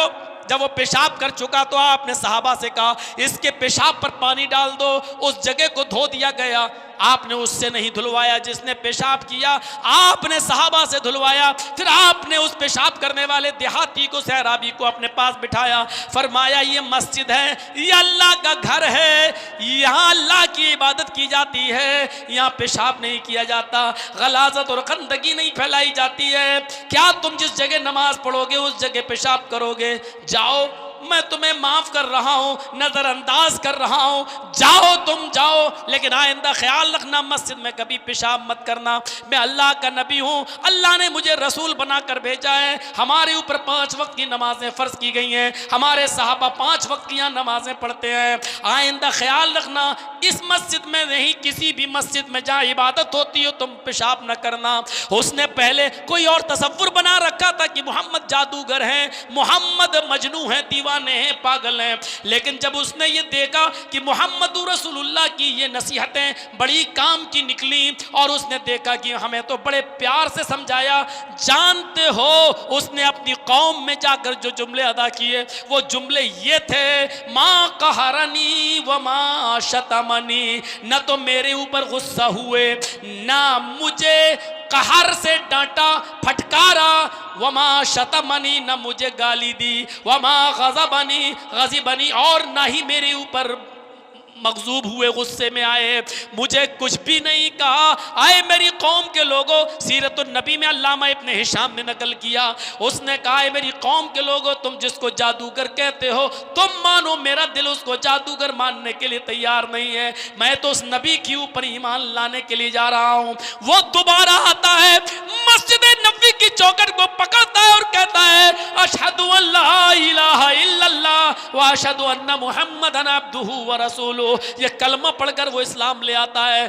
अच्छे मुस्लिह थे, कितनी अच्छी तरीके से उसकी इस्लाह की। हम अबे दिखता नहीं, हट, अभी देखिएगा यहाँ से जाएंगे साइकिल निकालेंगे, हट, पहले हम निकाल, हट, हाँ, ये होगा। ये उन लोगों का हाल है जो जलसा सुनने के बाद जाएंगे।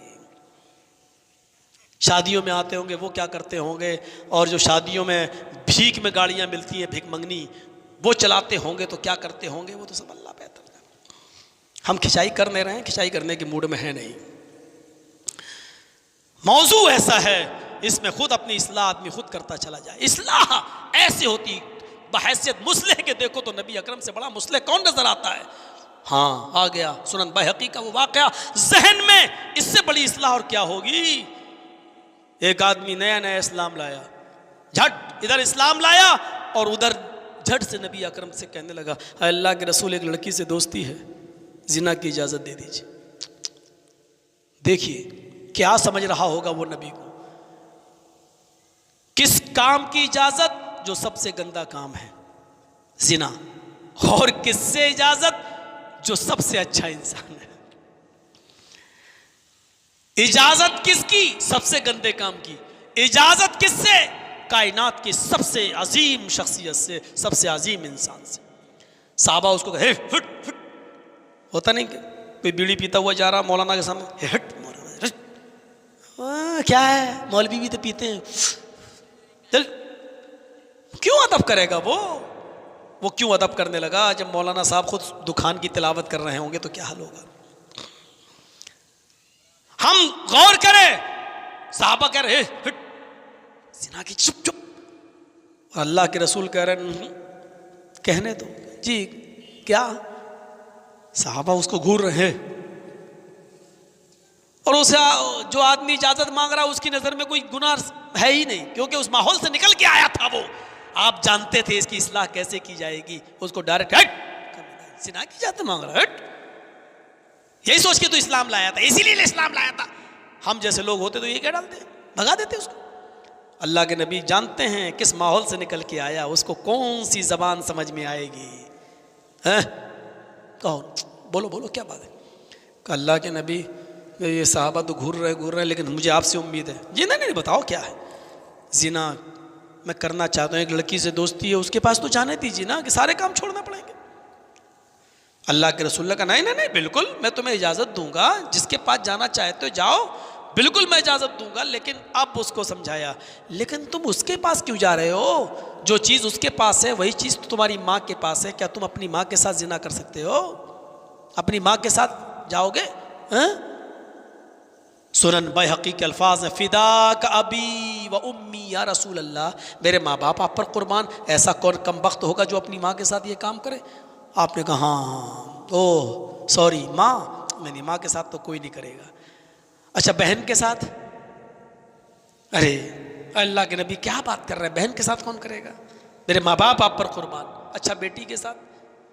आप एक एक रिश्तेदार के ऊपर आते चले गए, खाला के साथ, चची के साथ, फूफी के साथ। नहीं नहीं नहीं, फिदा का या अबी व उम्मी, मेरे माँ बाप आप पर कुर्बान। नहीं, आपने कहा फिर जिस लड़की के साथ तुम जिना करना चाहते हो वो भी किसी की बेटी है, वो भी किसी की बहन है, वो भी किसी की खाला होगी, वो भी किसी की फूफी होगी। फिर उसका रिश्तेदार ये कैसे पसंद करेगा कि मेरी बहन के साथ, मेरी बेटी के साथ, मेरी फूफी के साथ, मेरी खाला के साथ कोई आदमी ऐसा जुर्म करे? का नहीं करेगा, का नहीं। का अल्लाह के नबी समझ में आ गया, मेरे लिए दुआ कीजिए कि अल्लाह ताला मुझे हराम काम से बचाए। गौर करो, मुसलह देखिए, आज इस्लाह देखिए किस अंदाज से होती है, कैसी इस्लाह। उस दासूर के वाक़े को उठाओ जिसको भेजा था, जाओ मोहम्मद का इलाज करो, पागल हो गया, मजनू हो गया, दीवाना हो गया। वो आया, अय अल्लाह के नबी का क्या, आए मोहम्मद, नबी तो मानता नहीं था, आए मोहम्मद जी कैसे आए हो? आपका इलाज करने आया हूं। मेरा इलाज? कि हाँ, आप घबराइए नहीं, आपको पैसे नहीं देना है, पैसा आपकी कौम के लोग दे देंगे, कुरैशी लोग देने के लिए तैयार हैं, आप सिर्फ अपना इलाज करवाइए, बताइए क्या बीमारी है, मैं आपका इलाज करने आया हूं, मैं सबसे बड़ा हकीम हूं यहाँ का। आपने कहा बीमारी तो सुनो पहले। कहा? बैठ गया, आपने बिठा लिया उसको अपने पास, दासूर बैठ गया, आपने कहा सुनो, उसने कहा मुझे बताइए आपकी बीमारी क्या है? आपको 1 रुपया देने की जरूरत नहीं, सारा पैसा आपकी कौम के लोग मुझे देने के लिए तैयार है। उन्होंने ही भेजा कि मोहम्मद पागल है, दीवाना है, आपको कैसा महसूस होता, आप क्या है मुझे बताइए, मैं आपका इलाज करूं। आपने कहा मेरी बीमारी सुनोगे? हाँ, बैठ जाओ मेरे पास। वो बैठ गया, अल्लाह के नबी भी उसके करीब बैठ गए और कहने लगे सुनो पहली बीमारी का बताओ। आपने कहा इन्नल हम्दलिल्लाह नहमदहु व नस्तईनुहु व नस्तगफिर व नऊज़ु बिल्लाहि मिन शुरूरि अनफुसिना व मिन सय्यिआति अमालिना मन यहदिहिल्लाहु फला मुज़िल्ल लहु व मन युज़लिल फला हादिय लहु। अभी इतना ही आप कह पाए, वो मुंह देख रहा है, बीमारी बता रहे हैं कि क्या ऐसे हैं? जैसी आप खामोश हुए, उसने कहा आयत कलिमातिक या रसूल अल्लाह, आए अल्लाह के नबी इन जुमलों को दोबारा दोहराइए, आपने क्या बताया? बीमारी समझ में नहीं आई, क्या बताया? फिर से पढ़े फिर से बोलो। इन्नल हम्दलिल्लाह नहमदहु व नस्तईनुहु व नस्तगफिर व नऊज़ु बिल्लाहि मिन शुरूरि अनफुसिना व मिन सय्यिआति अमालिना मन यहदिहिल्लाहु फला मुज़िल्ल लहु व मन युज़लिल फला हादिय लहु। कहने लगा आयत कलिमातिक, नहीं दोबारा एक दफ़े और, एक दफ़े और पढ़िए। आपने फिर पढ़ा इन्नल हम्दुलिल्लाह नहमदु व नस्तईनु व नस्तगफिर व नऊज़ु बिल्लाहि मिन शुरूरि अनफुसिना व मिन सय्याति अमालिना मन यहदिहिल्लाहु फला मुज़िल्ल लहु व मन युज़लिल फला हादिय लहु। कहने लगा हाथ यदक वयक अलल इस्लाम, बस अब आप अपना हाथ बढ़ाइए, मैं भी इस्लाम लाने के लिए तैयार हूँ।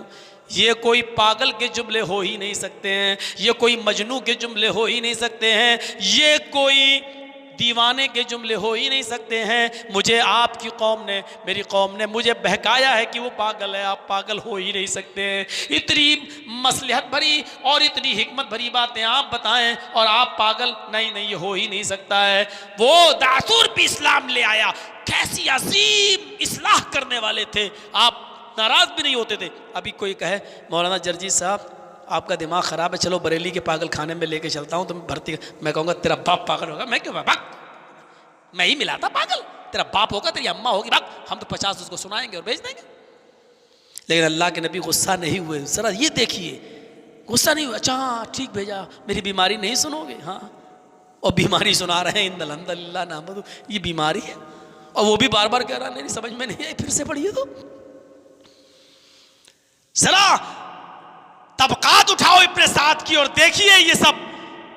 मेरे भाइयों तज़किरतुल हुफ़्फ़ाज़ पढ़िए अल्लामा शमसुद्दीन ज़हबी की, देखिए अल बिदाया व नहाया देखिए हाफिज़ इब्ने कसीर की ये वाक़या, उसके अंदर लिखा हुआ है, बार बार कह रहा, और आपने बार बार जुमले दोहराए, बाद में कहता हाथ यदक, आप अपना हाथ बढ़ाइए मैं भी इस्लाम लाता हूँ। हाथ पे हाथ टच हुआ और इस्लाम कबूल। बहैसियत जज अगर देखना है तो मुहम्मद रसूलुल्लाह पे नजर डालो। दुनिया की अदालतों के बहुत से जज आपने देखे होंगे, बहुत से जज आपने देखे होंगे दुनिया की अदालतों के, लेकिन इस जज पर भी एक तरफ नजर डाल दो, मुहम्मद रसूलुल्लाह पर। दुनिया की अदालतों में बड़े बड़े महान पुरुष भी मौजूद हैं, अपने अपने मुल्क की चौधराहट को चलाने वाले भी बड़े बड़े महान लोग मौजूद हैं। एक तरफ आपका भारत, हमारा ये प्यारा देश भारत है, और एक तरफ इस भारत के अंदर पुलवामा में होने वाले आतंकवादी हमले पर नजर डालो। हम सब उसकी भर्त्सना करते हैं, हम सब उस हमले की निंदा करते हैं, हम सब उस हमले के विरोधी हैं। शहीदों के साथ हम कांधे से कांधा मिलाकर खड़े हैं, हम उनके गम में उनके घर वालों के साथ हैं। लेकिन एक तरफ इस देश के उस चौकीदार का हाल देखिए, पुलवामा में होने वाले हमले और 40 जवानों की शहादत, लेकिन मगरमच्छ के आंसू भी इसके आंख से नहीं निकले। एक तरफ उनके घर वालों से भी मिलने नहीं गया, और दूसरी तरफ आप न्यूजीलैंड की उस मस्जिद के अंदर होने वाले उस हमले को देखिए, आप उसमें भी 40 से ज्यादा लोग शहीद हो गए, मार डाले गए। और वहां की वजीर आजम प्रधानमंत्री को देख लीजिए आप, जिसने बाकायदा जुमे की नमाज वहां पढ़वाई, बाकायदा अजान दिलवाई, बाकायदा सिक्योरिटी लेके गई, और बाकायदा वहां पर जाकर उसने मोहम्मद रसूलुल्लाह की हदीस पढ़ के लोगों को सुनाई कि इस्लाम तो वो मजहब है जो ये सिखलाता है कि एक उंगली किसी की कटती है तो पूरे जिस्म को दर्द होता है। ऐसे ही अगर दुनिया के किसी एक इंसान को तकलीफ पहुंचे तो तुम सबको उसका दर्द और तकलीफ अपने दिल में महसूस करनी चाहिए। अपनी अपनी किस्मत है। न्यूजीलैंड के लोगों को कितनी अच्छी प्रधानमंत्री मिली है, और ये हमारी किस्मत है, हमारे भारत वालों को कैसा प्रधानमंत्री मिला है जो जवानों की शहादत पर भी आंसू न बहाए और राजनीतिक रोटियां सेकी जा रही हों। मेरे प्यारे साथियों, शायद इसके बाद बनारस में हमारी एंट्री ना हो पाए। नजरें डालो, हम तो आईना दिखला रहे हैं, आईना दिखलाने में कोई बुरी चीज तो नहीं है। अब ये आईना ही बताता है तुम्हारे सर पे फोड़ा है तो मैं क्या कर लूं? ये शीशा फोड़ डालोगे, आईना ही बता दे कि तुम्हारे चेहरे पे कालक लगी हुई है तो मैं क्या क्यों बताऊं? एक तरफ न्यूजीलैंड की मिसाल है, एक तरफ आपके भारत की मिसाल है। मैं तो तकाबुल कर रहा हूं, मैं तो मुकाबला करके दिखला रहा हूं और आईना दिखला रहा हूं आपको। आप देखिए, अब इस आईने की शक्ल में आप ही काले नजर आते हैं तो इसमें आईने का क्या कसूर है? मेरा क्या कसूर है? मैंने तो बता दिया है जो बताना था। दुनिया के सबसे बड़े जज की तरफ अगर आपको नजर डालना है तो ऐसा जज कहीं मिलेगा है? नबुव्वत से 5 साल पहले जब आपकी उम्र तकरीबन 35 साल की थी और खाने काबा की छत पे आग लग गई थी और पूरा खाने काबा ढह गया था, जब उसको बनवाने की असर नौ दोबारा तामीर किया गया तो अब झगड़ा आया। ताबीर तो हो गई खाने काबा की दोबारा, लेकिन हजर अस्वद को उसकी जगह पर कौन रखेगा? हर आदमी चाहता था मैं, और हर कबीले का सरदार चाहता था मैं। पूरा कबीला कहता था मेरा सरदार रखेगा, समझ लूंगा मेरे कबीले ने रख दिया। लड़ाई की नौबत बहुत बढ़ गई, इतनी बढ़ गई कि तलवारें तक निकल आई। एक ने फैसला किया, बुजुर्ग था, कहने लगा लड़ो मत, ऐसा करो कि कल सुबह खाने काबा में जो सबसे पहले आ जाएगा उसी को जज मान लिया जाएगा, उसी को फैसल मान लिया जाएगा, और वो जो फैसला करेगा उसकी बात सबको मानना पड़ेगी। सब इस मशवरे पे तैयार हो गए। अब रात में सब अपने घर गए। अब किसी को नींद ही नहीं आ रही है, सबको सुबह सबसे पहले पहुंचना है खाने काबा। हर आदमी सोच रहा मैं पहुंचूं, सबसे पहले सबको जाना। कोई सो ही नहीं रहा है। मोहम्मद इब्ने अब्दुल्लाह सो गए। कभी कभी ऐसा होता है जो जल्दी सोता है वो जल्दी उठ जाता है, और कभी कभी ऐसा भी होता है जो पूरी रात जागता है, किसी एक घड़ी के इंतज़ार में उसी वक्त सो जाता है। मेरी भी 1-2 मरतबा ऐसी ट्रेनें छूटी हैं। घर से निकले 2 बजे, ट्रेन का टाइम आया 2:15, घर से निकला 2 बजे 2:15, स्टेशन पहुंचा 3 बज गया, ट्रेन 3 बजे आएगी, 3 बजे बस 4 बजे हो गया ऐलान, बढ़ गया टाइम। 4 बजे तक जाग रहा हूँ, स्टेशन पे जाग रहा हूँ, कौन जाए रात में घर, जाग रहा हूँ। 4 बजने में सिर्फ 5 मिनट बाकी रह गए, अपनी अटैची पे हाथ रख के से हाँ नींद भी आ गई, सो गए। गाड़ी आई और निकल गई, आँख खुली पता चला गाड़ी गई। कई मरतबा छूट, क्यों? पूरी रात जाग रहे ना, पूरी रात जागे, ऐन मौके पे नींद आ गई। खाने काबा में जो सबसे पहले आना चाह रहा वो सब पूरी रात जाग रहा है, लेकिन ऐन मौके पर सबको नींद आ गई। और मोहम्मद इब्ने अब्दुल्लाह सो गए थे, सबसे पहले उठे जल्दी, और सबसे पहले अल्लाह के नबी पहुंच गए। अभी आप उस वक्त नबी नहीं थे, 35 साल की उम्र थी, 40 साल के नहीं हुए, 40 साल के बाद नबूवत मिली, आप सबसे पहले पहुंच गए। मोहम्मद इब्ने अब्दुल्लाह। ये होता है। आज रात में आराम से सोने वालों से और सुबह जल्दी उठने वालों से दुनिया प्यार करती है। आप नज़र डालिए, इस वक्त मेरी घड़ी में 2 बज चुके हैं, आप नज़र डालिए, इस वक्त सारी चिड़ियाँ सो रही हैं, घोंसलों में कोई भी चहचहाती हुई नज़र नहीं आएगी, सब खामोश सो रही हैं गहरी नींद। और सुबह जब फजर की नमाज़ पढ़ने के लिए जाओगे तो ये चिड़ियाँ चहचहाती हुई घोंसलों में ची ची ची ची करती हुई नज़र आएंगी। आपको कितनी अच्छी लगती है इनकी आवाज़, कितना लोग प्यार करते हैं इन परिंदों से। और कुत्तों को देखिए, देखिए अभी भी आवाज़ आ रही है, 2 बजे भी भौंक रहा पीछे, रात के 2 बजे भी भौंकेगा, 3 बजे भी भौंकेगा, गाड़ी के पीछे दौड़ेगा। और सुबह फजर की नमाज पढ़ने जाइए तो देखिए सारे कुत्ते एक भी भौंकता हुआ नजर नहीं आएगा, सब हर सो रहे होंगे। आज इन कुत्तों से कितना प्यार हो रहा मालूम, जिसके दरवाजे पे जाता दर हट दर हट। मैं जो कहना चाहता था वो कह दिया, अब इसके आगे कुछ नहीं कहूंगा, वरना आप लोग कहोगे कि मौलाना साहब हमको क्या बना रहे हैं। हम कुछ नहीं बना रहे हैं, मैंने तो मिसाल दे दी चिड़िया की और कुत्ते की। आप खुद गौर करो, रात भर कौन सो रहा है और सुबह कौन जा रहा है, और पूरी रात कौन जाग रहा है और सुबह कौन सो रहा है। आप गौर करो, और हर आदमी इस मिसाल के आईने में अपने आप को तलाश करे। नबी अकरम सबसे पहले खाने काबा में पहुंच गए, और खाने काबा में पहुंचते ही जब सारे लोग पीछे से आए, देखा है तो सबकी ज़बान से निकला हाज़ल अमीन कज्जा अल अमीन कज्जा सादिक, अमीन आ गया, सादिक आ गया। आए मोहम्मद इब्ने अब्दुल्लाह, आप जो फैसला करेंगे मुझे मंजूर है। अभी फैसला किया नहीं, लेकिन मंजूरी पहले दे दी लोगों ने, क्योंकि लोगों को मालूम था कि मोहम्मद इब्ने अब्दुल्लाह की अदालत से कोई फैसला गलत हो ही नहीं सकता। उन्होंने कहा मैंने आपकी ज़िंदगी में कभी अमानत में खयानत नहीं देखी, मैंने आपकी ज़िंदगी में आपको कभी झूठ बोलते हुए नहीं देखा, इसलिए आज भी आप जो भी फैसला करेंगे हमें मंजूर है।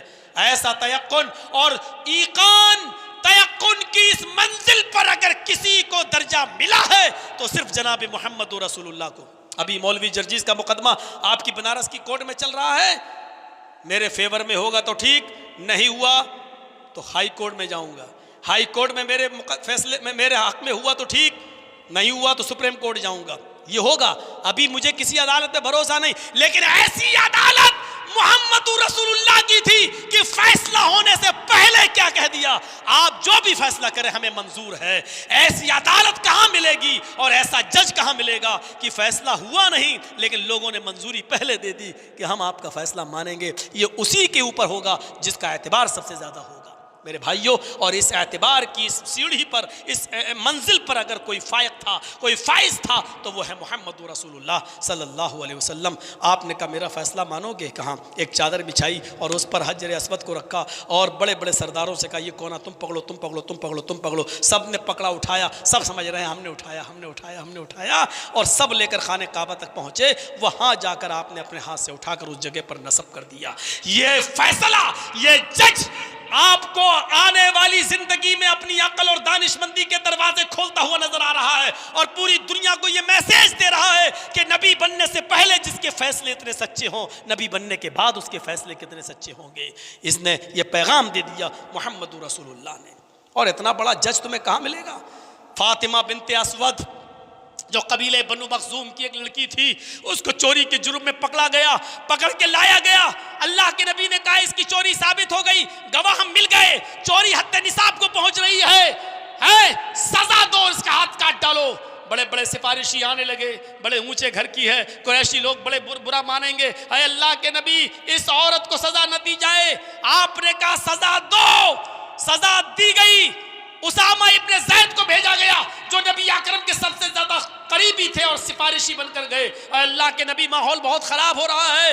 एक अमीर, एक साहिब हैसियत और साहिब मर्तबत खानदान की लड़की का हाथ काटा जा रहा है, बड़े ऊंचे घराने की और बड़े शर्फ वाले घराने की है। अल्लाह के नबी ने कहा नहीं, तुम सिफारिश नहीं कर सकते अल्लाह के हुदूद में से किसी हद में, जाओ उसका हाथ काट दो। उसका हाथ काट दिया गया। जब हाथ कट गया, आपने बिलाल से कहा लोगों को ऐलान करो और मस्जिद में जमा करो। लोग मस्जिद में जमा हुए। आपने उस मस्जिद में उस लड़की के हाथ को काट देने के बाद जो खिताब किया, वो खिताब ये था कि लोगों, पहले जमाने के उमरा, पहले जमाने की उम्मतें इसीलिए बर्बाद हुई, जब उनके उमरा कोई जुर्म करते थे तो उनको छोड़ दिया जाता था, और जब उनके गुरबा कोई जुर्म करते थे तो उनको सजा दे दी जाती थी।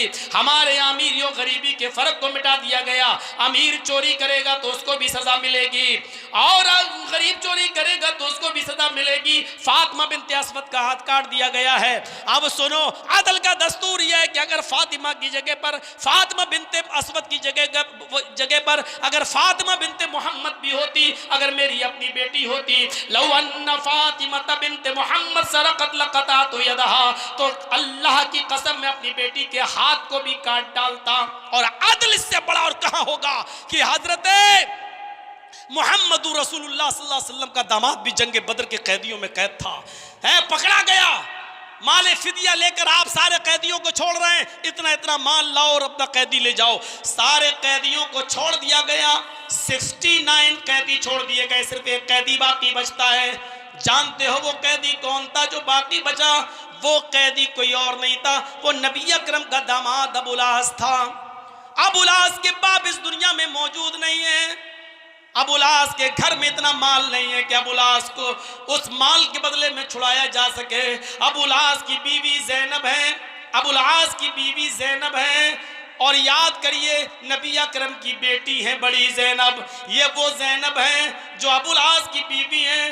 ये सोच रही है कि मैं अपने शौहर को कैसे छुड़ाए, इनके पास माल नहीं है। शादी के मौके पर जो हार हजरत खदीजा अपने गले में पहना करती थी, और अल्लाह के नबी उस हार को अब कभी अपनी बीवी खदीजा के गले में देखा करते थे।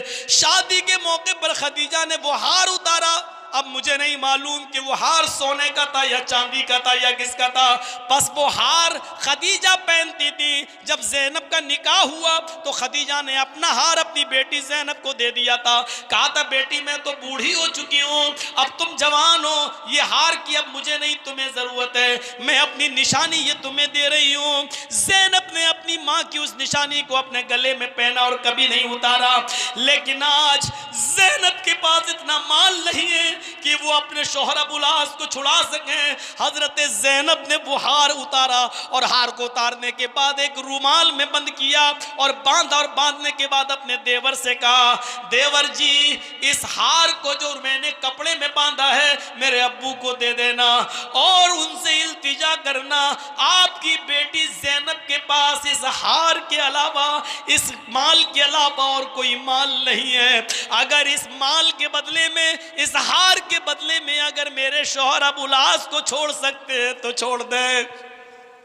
ज़ैनब का देवर वो हार लेकर आता है। अल्लाह के नबी ने दूर से ही देख कर कहा, आए ज़ैनब के देवर, आए अबुल आस के छोटे भाई, माल लाए हो या नहीं, जुर्माना लाए हो या नहीं, जितना सबसे लिया गया उतना तुमसे भी लिया जाएगा, तब अबुल आस को छोड़ा जाएगा।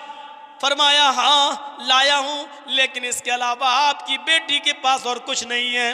कहा इस रुमाल में क्या है, आप खुद खोल के देख लीजिए।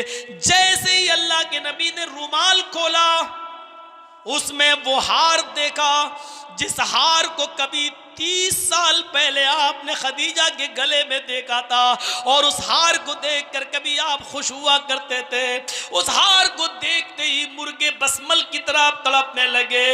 आए ज़ैनब, ये तूने क्या किया? आए ज़ैनब, जो हार तूने, तुझे मेरी बीवी खदीजा ने, तुझे तेरी माँ खदीजा ने निकाह के मौके पर दिया था, और उसी निशानी को तूने अपने शौहर अबुल आस को छोड़ने के लिए मेरे हवाले कर दिया। अय ज़ैनब, ये तूने क्या किया? तेरे बाप मोहम्मद का कलेजा इतना मजबूत नहीं कि खदीजा की ये निशानी वो अपने पास रख ले, खदीजा की वो निशानी जो उसने तुझे दी है वो खुद रख ले और माले फिदिये में जाए और सब में बढ़ जाए। अय ज़ैनब, तेरा बाप इतना जालिम भी नहीं कि खदीजा की ये निशानी तो तेरे गले से छीन ले। सहाबियों इधर आओ, सारे सहाबा को बुलाया, मजलिस से शूरा बिठाई और मशवरा किया। फरमाया ये हार तो मैं ले नहीं सकता जो खदीजा ने ज़ैनब को दिया। अब एक कैदी को अगर बगैर माल के तुम सब छोड़ना चाहो तो छोड़ सकते हो, क्योंकि वाकई ज़ैनब के पास और उसके घर वालों के पास कुछ भी माल नहीं है, उसके ससुराल वालों के पास देने को कुछ नहीं है। सब कुछ होते हुए, इख्तियार और पावर अपने हाथ में होने के बावजूद भी आप मशवरा कर रहे हैं। सारे सहाबा ने कह दिया नहीं, है अल्लाह के नबी आप ज़ैनब के शौहर को छोड़ दीजिए, हमें कोई माल नहीं चाहिए। ज़ैनब के शौहर अबुल आस को छोड़ा जा रहा है, रस्सी ढीली कर दी गई, छोड़ दिया गया। आपने कहा है अबुल आस एक चीज अगर दे सकते हो तो दे दो। कहा अल्लाह के नबी आपको तो मालूम है कोई चीज मेरे पास देने को नहीं, जो था वो मेरी बीवी ज़ैनब ने आपको दे दिया। आए अल्लाह के नबी अगर इसके अलावा भी कोई और चीज आप मांगना चाहते हैं तो वो मेरे पास नहीं है, और ये हार भी आप लेना नहीं चाह रहे हैं। फरमाया एक चीज है देने के लिए, अगर तुम दे सकते हो तो उसी को मैं माल समझ लूंगा। फरमाया बताइए, अगर वो मैं दे सकता हूं तो दे दूंगा। फरमाया अबुल आस वो तुम्हारे इख्तियार में है। फरमाया बताओ अल्लाह के नबी क्या है? फरमाया मेरी बेटी मोमिना है, ईमान ला चुकी है, और तुम काफिर हो और अच्छी तरह जानते हो कि किसी काफिर के साथ कोई मोमिना औरत नहीं रह सकती है, उसके साथ जिस्मानी ताल्लुकात जायज नहीं है। आए अबुल आस इतना एहसान कर दो मेरे ऊपर, मेरी बेटी ज़ैनब को मेरे हवाले कर दो और तुम जाओ, मैं तुम्हारे इस्लाम का और ईमान का इंतजार करूंगा। अगर तुमने मेरी बेटी ज़ैनब को मेरे हवाले कर दिया तो मैं ये समझूंगा कि तुमने माले फिदिया दे दिया। अबुल आस ने वादा किया, आए अल्लाह के नबी मैं वादा करता हूं कि आपकी बेटी को आपके हवाले कर दूंगा। आप अबुल आस जाते हैं और अपना वादा पूरा करते हैं, ज़ैनब को अल्लाह के नबी के हवाले कर देते हैं। अल्लाह के नबी ने अबुल आस को रुखसत होते होते फरमाया तुम्हारी अमानत मेरे पास है जिसको हम संभाल के रखेंगे। आए अबुल आस ये तुम्हारी बीवी तुम्हारी रहेगी, मैं तुम्हारे इस्लाम का और ईमान का इंतजार कर रहा हूँ। अगर तुम इस्लाम ले आए तो मैं उसी पुराने महर पर निकाह जदीद के साथ तुम्हारे साथ रुखसत कर दूंगा। चंद महीनों के बाद अबुल आस के ऊपर जिन लोगों का कर्ज था उनका कर्ज अदा करने के बाद अबुल आस आते हैं और इस्लाम ले आते हैं। जब इस्लाम ले आए तो अल्लाह के नबी ने भी अपना वादा पूरा कर लिया। उसी पुराने महर पर निकाह जदीद के बाद आपने ज़ैनब को अबुल आस के साथ रवाना कर दिया। पूरा वाक़या बताने का मेरा मेन मकसद ये था कि आपने अपनों के साथ भी ऐसा इंसाफ किया, आपने अपनों को भी नहीं छोड़ा, आपने अबुल आस को भी उसके देवर से कहा अगर माल लाए हो तो छोड़ा जाएगा वरना नहीं, सबको छोड़ दिया गया। सिर्फ एक आदमी निकला, वो भी नबी का दामाद था जो सबसे बाद में छोड़ा गया। इससे बड़ा जज, इससे बड़ा मुंसिफ आपको कायनात की नजरों ने नहीं देखा होगा, आपने नहीं देखा होगा, कायनात की नजरों ने भी नहीं देखा होगा। सबसे बड़े जज अगर कोई थे तो जनाब मोहम्मद रसूलुल्लाह सल्लल्लाहु अलैहि वसल्लम। परमिशन 2 ही बजे तक की थी, मैं 2:15 तक हो गया, थोड़ा सा आगे बढ़ गया। मेरे भाइयों, इलेक्शन का दौर है, मैं कानून को अपने हाथ में लेना भी नहीं चाहता हूँ, इतनी सी बात पर इक्तिफा करता हूँ। अभी बहैसियत हाकिम, बहैसियत हकीम, बहैसियत बहुत सी चीज़ें बाकी रह गई हैं, फिर कभी सुन लेना फुर्सत से। मेरे भाइयों, हम इतनी सीरत पर यह तक़रीर करने के बाद आपसे इल्तिमास करते हैं कि सीरत तैयबा को अपने अंदर अपनाइए, अपने अंदर पुरोइए, अपने अंदर समोइए और सीरत तैयबा के हर गोशे को ज़िंदा करने की कोशिश कीजिए। नबी अकरम ने हमारी ज़िंदगी के हर गोशे में हमारी रहनुमाई फरमाई। इलाहुल आलमीन, जब तक तो हमें ज़िंदा रख इस्लाम पे रखना, जब हमारा खात्मा हो तो ईमान पे फरमाना। वमा अलैना इल्लल बलागुल मुबीन व आखिरु दावाना अनिल हम्दुलिल्लाहि रब्बिल आलमीन। अस्सलामु अलैकुम व रहमतुल्लाहि व बरकातुहू।